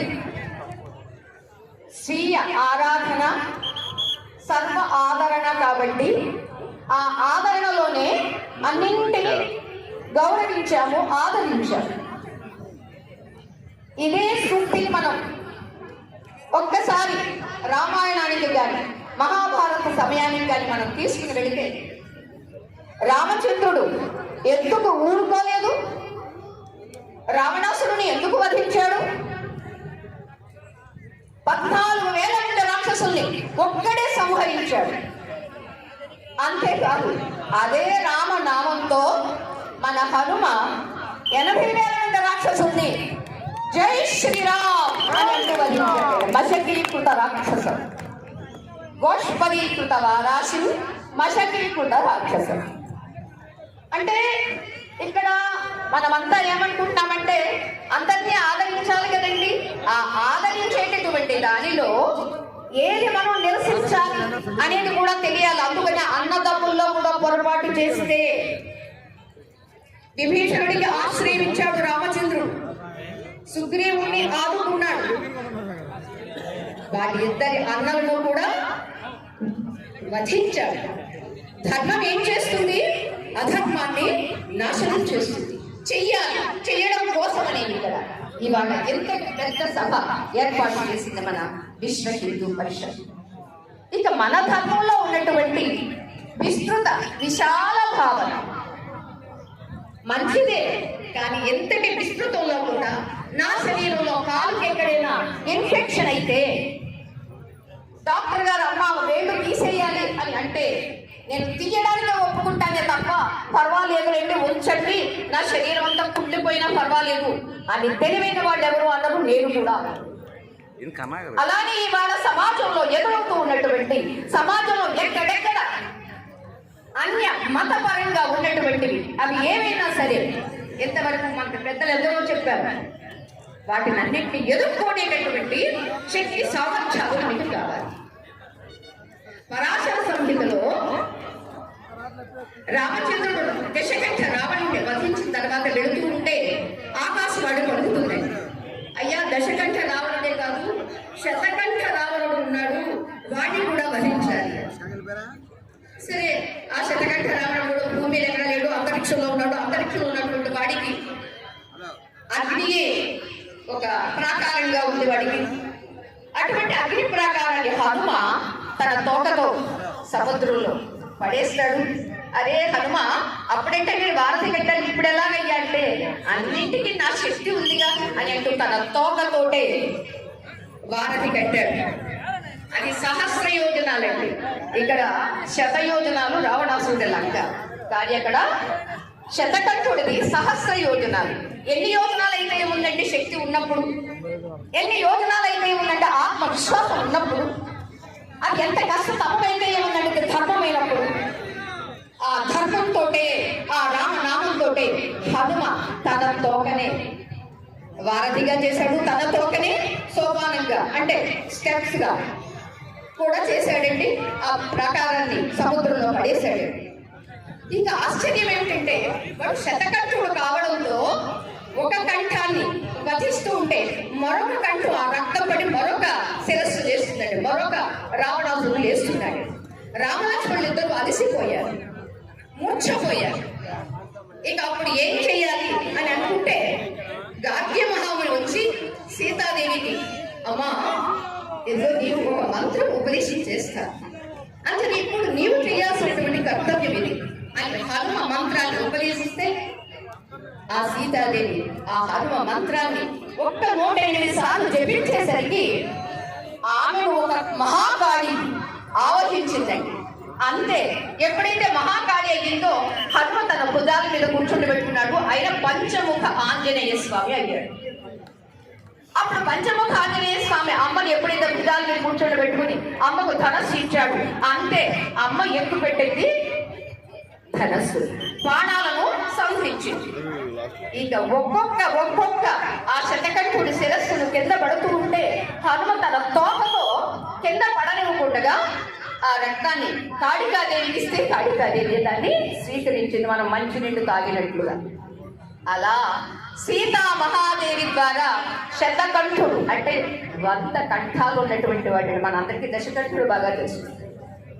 100 కంఠాలు ఉన్నటువంటి రావణాసురుణ్ణి సీతా మహాదేవి చేత హనుమన్ మంత్ర సాధనము అనేటువంటి దాని చేత సంహరింపబడ్డాడు వాడు అనేది మనకి పరాశర సంహిత చెప్పినట్లుగా ఇవాళ ఇంటింటా ఉన్నటువంటి ప్రతి శక్తి నారీ ఇవాళ సామాన్య స్త్రీ కాదు, ఆమె ఒక సతీత్వ శక్తి, ఒక సీతాశక్తి, ఒక ద్రౌపది అనేటటువంటి ఆ శక్తిని జాగృతం చేసుకున్న నాడే తిరిగి మళ్ళా ఇవాళ మనం ఏ దేవాలయాన్ని మనం కాపాడుకుంటే అన్నింటినీ కాపాడుకోగలము అనేది మనం అనుకుంటున్నాము, దాన్ని మనం తప్పనిసరిగా కాపాడుకోగలము. అంతే కదండి, ఏది జరిగినా ఆ కర్మ వాళ్ళు అనుభవిస్తారులే అని అనుకుంటే శ్రీకృష్ణ పరమాత్మ దగ్గరుండే అర్జునుండే క్షత్రం హృదయ దౌర్బల్యం చెత్తిష్ట పరంతప, విడిచిపెట్టు నీ హృదయ దౌర్బల్యాన్ని, లే యుద్ధం చెయ్యి. శ్రేయాన్ సధర్మో విగుణ పరధర్మాత్ స్వదృష్టి కాదు, సధర్మే నిధనం శ్రేయ పరధర్మో భయావహ అంటాడు. అంతేత నీ ధర్మంలో నీవు చనిపోయినా పర్వాలేదు, అదే నీకు శ్రేయస్సు. పరధర్మం చాలా గొప్పది కావచ్చు, అది భయాన్ని కలిగిస్తుంది, నిన్నుగా ఉంచదు అని శ్రీకృష్ణ పరమాత్మ కూడా చెప్పారు. అందుచేత ఇవాళ ప్రతి ఒక్కడు, యువకుడు యువతి, ఇవాళ ఇప్పుడే చూడండి పూజ్యపాదులు శ్రీ శ్రీ శ్రీ గణపతి సచ్చిదానంద స్వామి గారు అంత వయసులో కూడా కూర్చున్న చోటుకు మైక్ ఇస్తానంటే నేను అక్కడికే వెళ్ళి మాట్లాడతాను అన్నారు. ఏమి ఆ శక్తి, ఏమి ఆ ఉపాసనా శక్తి, ఏమి ఆ గురు శక్తి, ఏమి ఆ దత్తాత్రేయ శక్తి. ఇదే మనందరికీ దైవీ బలము, గురు బలం అనేటటువంటిది నిరూపణ చేశారు స్వామి వారు. మనందరికీ కావాల్సింది అదే. అందుచేత మరొక్కసారి ఈ మహామేళ, మహాకుంభమేళాగా ఉన్నటువంటి మీ అందరికీ భగవంతుడు, భగవతి కనక దుర్గామాత అటువంటి శక్తిని ఇచ్చి ఏ సంకల్పంతో ఇవాళ విశ్వ హిందూ పరిషత్ ఎంతటి విస్తృతమైనటువంటి విరాట్ సమ్మేళనాన్ని ఏర్పాటు చేసిందో అది తప్పనిసరిగా జరిగి తీరుతుంది, తీర్చుగాక అని అమ్మను ప్రార్థిస్తూ మాకు అవకాశం ఇచ్చినటువంటి విశ్వ హిందూ పరిషత్ కార్యకర్తలందరికీ కూడా మా హృదయపూర్వక అభివందనములు, మహాత్ములందరికీ మా ప్రణామములు. జై శ్రీరామ్, జై శ్రీరామ్, జై హనుమాన్.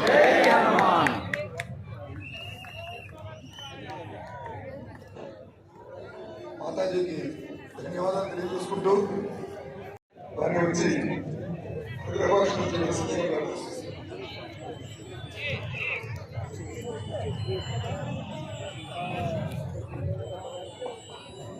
भारत माता को सनातन धर्म की, वेद भूमि की, तपो भूमि की, सिद्ध भूमि की, योग भूमि की, धर्म भूमि की, धर्म भूमि की, गो माता की, गायत्री माता की, गंगा माता की, जय श्री राम, जय श्री राम. विश्व हिंदू परिषद ఆధ్వర్యంలో హైందవ శంఖారావానికి విచ్చేసిన హిందూ ధర్మ బంధువులందరికీ కూడా జై శ్రీరామ్, జై గోమాత.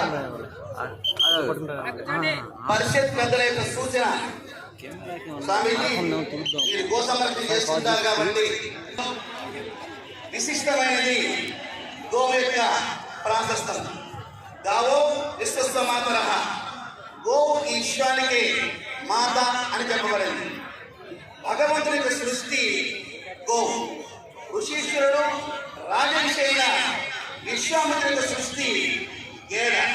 ఇక ఇంగ్లీష్ వారి సృష్టి సంకర జాతి ఆవు, అదే జెర్సీ ఆవు. మనకి లభించిన వేదాల ఆధారంగా సుమారుగా 1331 సార్లు వేదాలలో గో ప్రస్తావన ఉన్నట్లుగా మనకు తెలియవస్తుంది. క్షీరసాగర మదనంలో కామధేను ఉద్భవించి తాను నందినిగా, బహుళగా, సుభద్రగా, సుశీలగా మరియు సురభిగా పంచగోవులుగా మారి సనాతన భారత హైందవ ధర్మంలో మానవుడి యొక్క మనుగడ కోసం భగవంతుని యొక్క ఆజ్ఞచే ఆ కామధేనువే ఈ భూమి మీద గోమాతగా జన్మించి మనకు అనుగ్రహాన్ని ప్రసాదిస్తుంది. మన గృహాలలో గోప్రవేశాలప్పుడు గోవును ఉపయోగించుకుంటాం, యజ్ఞ యాగాది క్రతువులప్పుడు గోపూజతో ప్రారంభించుకుంటాం. నూతన దేవాల నిర్మాణాలు, పాత దేవాల జీర్ణోద్ధరణప్పుడు కూడా గోవు యొక్క ఆవశ్యకత మనకు ఉంటుంది. ప్రపంచానికి అందున మనకి భారతదేశంలో గ్రామాల్లో ప్రతి ఒక్క గృహంలో కూడా గోవులు పెంచేవారు. తల్లిపాలు బిడ్డగా లేకపోతే ఉమ్మ పాలు ఉన్నాయి కానీ ఆవు పాలని ఆ తల్లికి అందించేవారు, గో క్షీరాన్ని. మరి మన రాష్ట్రంలో ఇటు కాణిపాకము, కాళహస్తి, తిరుమల, శ్రీశైలము, మహానంది, మంగళాద్రి క్షేత్రము, దుర్గామహేశ్వర దేవస్థానము, వెనుగంచి ప్రోలు, ద్వారకా తిరుమల, కనకమహాలక్ష్మి దేవస్థానము, సింహాచలము, అన్నవరము, అరసవల్లి సూర్యనారాయణ దేవస్థానం. ఇన్ని ప్రధానమైన దేవాలయం అంటే దేవాలయ కేంద్రంగా గో సంరక్షణ చేస్తున్న బాధ్యత ఉంటే అవన్నీ కూడా సక్రమంగా జరగక గత కొద్ది సంవత్సరాల క్రితం సింహాచల క్షేత్రంలో గోవులు చనిపోయినాయి. అప్పుడు విశ్వ హిందూ పరిషత్ ఆధ్వర్యంలో మేము అక్కడికి ఉద్యమం చేశాం. పాపం యువ గారు ఏసీ రూముల్లో ఉంటారు, ఏసీ గాల్లో తిరుగుతుంటారు, ఇంట్లో ఏసీ ఉంటుంది, అక్కడ ఏసీ విమానాలకు వెళ్ళిపోతుంటారు. కానీ గోవులకి నీరు నీడ ఉండదు, నీరు కూడా ఉండదు. అక్కడ యుద్ధం చేశాం, పోరాటం చేశాం, గోవులకి ఆచ్ఛాదన ఇచ్చాం, 4 గోవులు అక్కడ వేయించగలిగాం. అంటే సేవ చేయవలసిన ప్రభుత్వం వారు వారి యొక్క బాధ్యతను విస్మరిస్తున్నారు. అందుచేత ఈ యొక్క వేదిక ద్వారా మేము విన్నవించేది ఏంటంటే ప్రతి జిల్లాకి కూడా గో సేవ కోసం, గో సంరక్షణ కోసం, గోవుల కోసం 5 ఎకరాల భూమిని కేటాయించవలసిందిగా ఈ యొక్క రాష్ట్ర ప్రభుత్వానికి ఈ వేదిక ద్వారా విజ్ఞప్తి చేస్తున్నాం. ఇక 3వది గోరక్ష.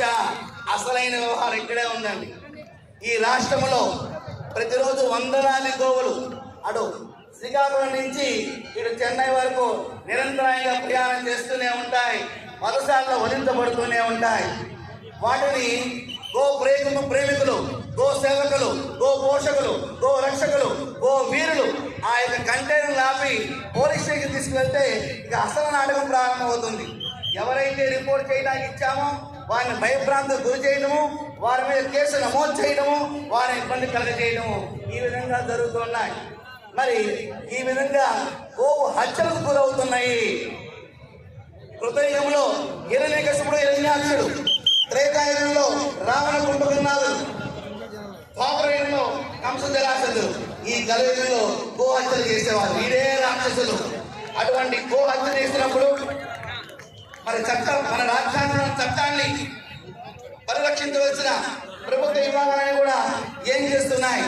ప్రభుత్వంలో అన్ని విభాగాలు, వెటర్నరీ డాక్టర్ కానించి, కలెక్టర్ కానించి, పోలీస్ డిపార్ట్మెంట్ వారు కానించి, సంతం దగ్గర ఉన్న అధికారులు కానించి అందరూ సమిష్టిగా ఒక నిర్ణయాన్ని తీసుకుని సమాజానికి ఒక సందేశాన్ని ఇవ్వాల్సిన బాధ్యత వారి మీద ఉంది. కానీ ఇది జరుగుతుందా అంటే అది ప్రశ్నార్థకంగానే ఉంది.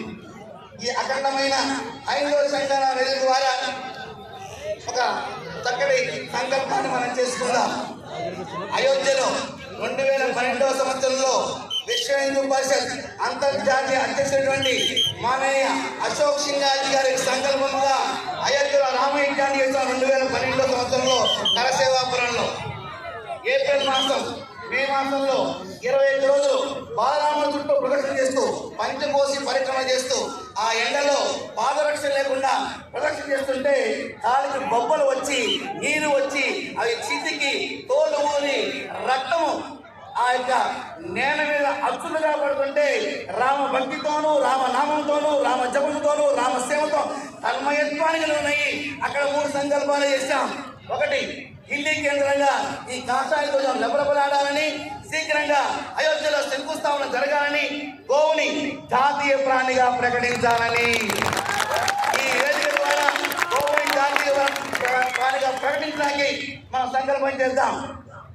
భారత మాత పట్ల మనస వాచ కర్మణ భక్తి ప్రభుత్వంతో జీవిస్తానని, భారతీయ ఆచార సాంప్రదాయాలను పరిరక్షిస్తూ ముందు తరాల వారికి అందిస్తానని, భారతీయ శ్రద్ధా కేంద్రాలైన దేవాలయాల పట్ల బాధ్యతతోనూ, స్త్రీల పట్ల మాతృభావనతోనూ, నదీ మతుల పట్ల, వనముల పట్ల పునీత భావనతోనూ, గోవుల పట్ల శక్తి శ్రద్ధలతో జీవిస్తూ అఖండ భారత నిర్మాణమే ధ్యేయంగా గోవును జాతీయ ప్రాణిగా ప్రకటిస్తామని చెప్పేసి ఈ హైందవ శంకరామ వేదిక ద్వారా చక్కటి సంకల్పాన్ని చేసి మన గృహానికి వెళదాం. ఉదయించే మానవాళుడు కాషాయమే, అస్తమించే సూర్యనారాయణుడు కాషాయమే, త్యాగానికి స్వరూపం కాషాయం. ఎంతమంది మహానుభావులు త్యాగ స్వరూపులుగా ఇక్కడ ఏం చేసిన కారణం విశ్వ హిందూ పరిషత్ వారు చేస్తున్న ఈ అఖండమైన ఈ ధార్మిక ధర్మ సేవ యజ్ఞ కార్యక్రమం నిరంతరాయంగా ఇది మహా వటవృక్షంగా, ఎందుకంటే మా పరిషత్ గుర్తే గొప్ప వటవృక్షం ఉంది. ఆ వటవృక్షంగా ఎదగాలని చెప్పి కోరుతూ లోకా సంస్థ సుఖినభవంతు, సర్వేజన సుఖినభవంతు. భారత్ మాతాకు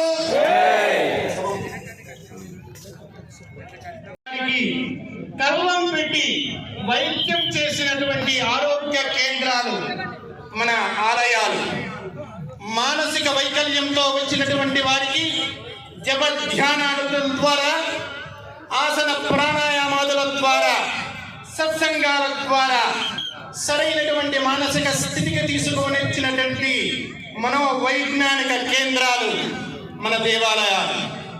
దేవుడు అందరికీ సమానుడే, అందరిలోనూ పరమాత్ముడు ఉన్నాడు అనేటువంటి సత్యాన్ని ప్రపంచానికి బోధించడమే కాకుండా పరమాత్మ సేవలో అందరూ భాగస్వాములే అని అన్ని కులాలని కూడా దేవుని సేవలో భాగస్వామిని చేసినటువంటి సామాజిక సమరసత కేంద్రాలు మన ఆలయాలు. దౌర్భాగ్యం కుక్కని పిచ్చిది అని ప్రచారం చేస్తే దారిన పోయే ప్రతివాడు రాయి పట్టుకొని వెంటపడినట్లుగా మన మీద అనేకమైనటువంటి అసత్య ప్రచారాలతో ఈ రోజు మత మార్పిడులు జరుగుతున్నాయి. మత మార్పిడులకు మనకు ప్రధానమైనటువంటి 4 కారణాలు కనపడుతూ ఉన్నాయి. దారిద్ర్యము, అనారోగ్యము, అజ్ఞానము, అసమానతలు అని చెప్పి ఎవరైనా చెబితే వాళ్ళని నమ్మిస్తున్నటువంటి వారికి శబరిని వెతుకుతూ శబరి ఆతిథ్యాన్ని స్వీకరించినటువంటి మన రామచంద్రుని గుర్తు చేయవలసినటువంటి అవసరం ఉంది.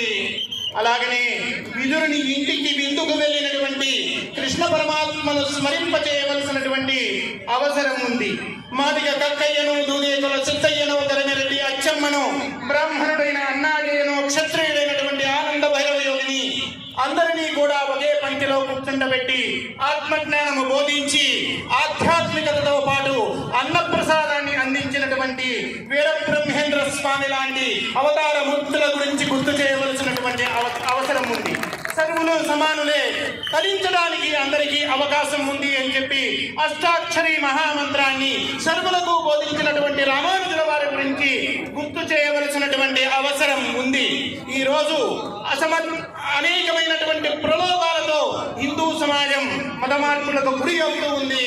ఎక్కడైతే ఉపేక్షిత బస్తీలు ఉన్నాయో సమరసత ద్వారా అనేకమైనటువంటి దేవాలయాల నిర్మాణం జరిగింది.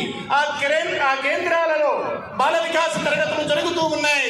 అలాగనే ఆ ప్రాంతాలలో ఉన్నటువంటి వారికి వేదము నేర్పించి అక్కడ పూజారి వ్యవస్థను సిద్ధం చేస్తున్నటువంటి చరిత్ర మన సమరసతకు ఉంది. విశ్వ హిందూ పరిషత్తు, సమరసత సంఘానుబంధ సంస్థలన్నీ కూడా ఈ మత మార్పిడులకు విషయంలో అడ్డుకట్ట వేయడానికి అనేకమైనటువంటి ఆలోచనలు చేస్తున్నాయి. అనాదిగా దేవాలయ కేంద్రం ఏ కర్తవ్యాన్ని అయితే పోషించిందో, ఏ విధి విధానాలతో నడిచిందో ఈ పాలకులంతా కూడా ఆలోచన చేసి మన దేవాలయాలకు మనకి అందిస్తే, మనకు తిరిగి ఇవ్వగలిగితే పూర్వ వైభవాన్ని దేవాలయాలకు సంతరింప చేయగలుగుతాం. దేవాలయ కేంద్రం నుండి విద్యను అందించగలుగుతాం. విద్య కొరకు రండి, సేవ కొరకే పొమ్ము అనేటువంటి భారతీయ సంస్కారాన్ని తర్వాత తరాలకి అందిస్తాం. నాన్న, ఈ 5 ఎకరాల పొలం మీ తాత సంపాదించిందిరా, ఆ ప్రక్కన ఉన్న 2 ఎకరాల పొలం మీ ముత్తాత సంపాదించిందిరా, ఈ 5 ఎకరాల భవనం నేను కట్టిందిరా అని మన పిల్లలకు చూపిస్తున్న మనం, ఒరే ఇది మీ ముత్తాతల నుండి అనేకమైనటువంటి త్యాగాలకు సిద్ధపడి శరీర త్యాగం చేసి కూడా గొంతు మీద కత్తి పెట్టినా కూడా మతం మారకుండా బాకీ దుడ్లైనా కడుగుతాము, కానీ పరాయి పాలనకు, పరాయి మతాలకు మేము బానిసలం కాము అని నినదించి ఆత్మత్యాగం చేసినటువంటి మన పూర్వుల దారిలో మనం నడవాలని, ఆ శక్తి యుక్తిని సర్వేశ్వరుడు మనకి అనుగ్రహించాలి అని ఈ హైందవ శంఖారావం ముందు, హైందవ శంఖారావం తరువాత అనేటువంటి ఆలోచన హిందూ సమాజంలో కలగాలి అని చెప్పి ఈ సమాజాన్ని చూసిన తర్వాత అయినా పాలకులంతా కూడా పరమాత్మకింత సేవకులు అనేటువంటి సత్యాన్ని గుర్తించాలి అని, అలాగనే కృష్ణదేవరాయలు 20 సంవత్సరాలు మాత్రమే పరిపాలన చేశాడు. కృష్ణదేవరాయల పరిపాలనని స్వర్ణయుగంగా ప్రపంచ చరిత్రకారులంతా కూడా కీర్తించారు. దేవాలయ జీర్ణోద్ధరణ చేయించాడు.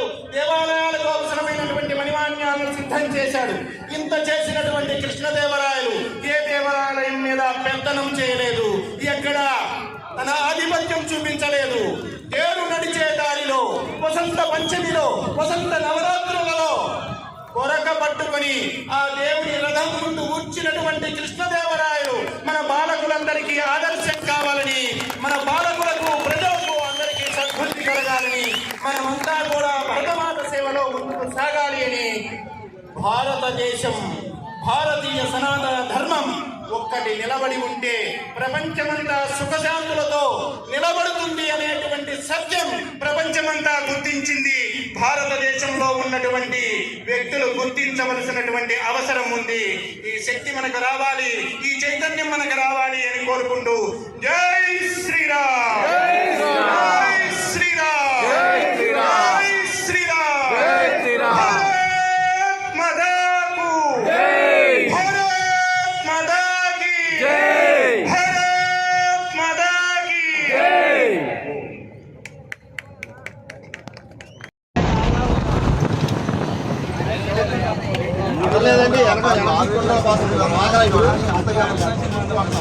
ఇద్దరు ముగ్గురు కోసం ఆడుతుంటారు.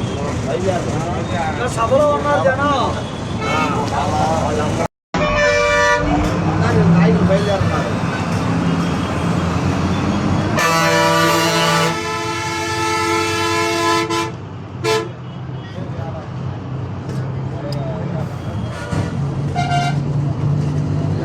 జనాలు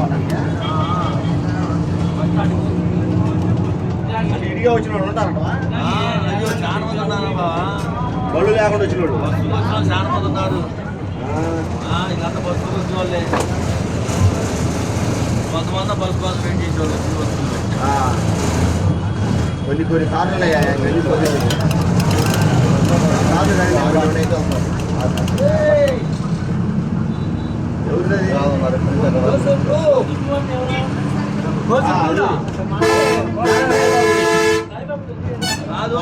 ముందు పోయారు. అదే కాదు పోయింది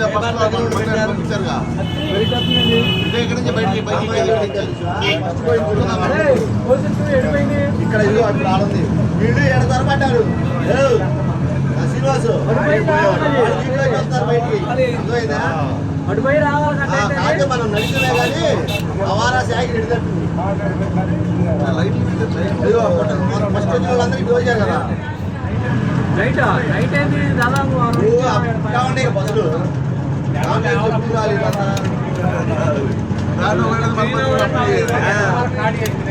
అయితే మనం నడిచాం. నడవకుండా పక్కగా ఉన్నారు. ఇగో మీటింగ్ ఎలా పక్కది మీటింగ్ వారం పట్టింది కానీ 2 రోజులు తీసుకెళ్తారు. రోడ్డు దిగిన మొత్తం సెట్టింగ్ ఏముంది, రేపు సాయంత్రానికి అయిపోతుంది.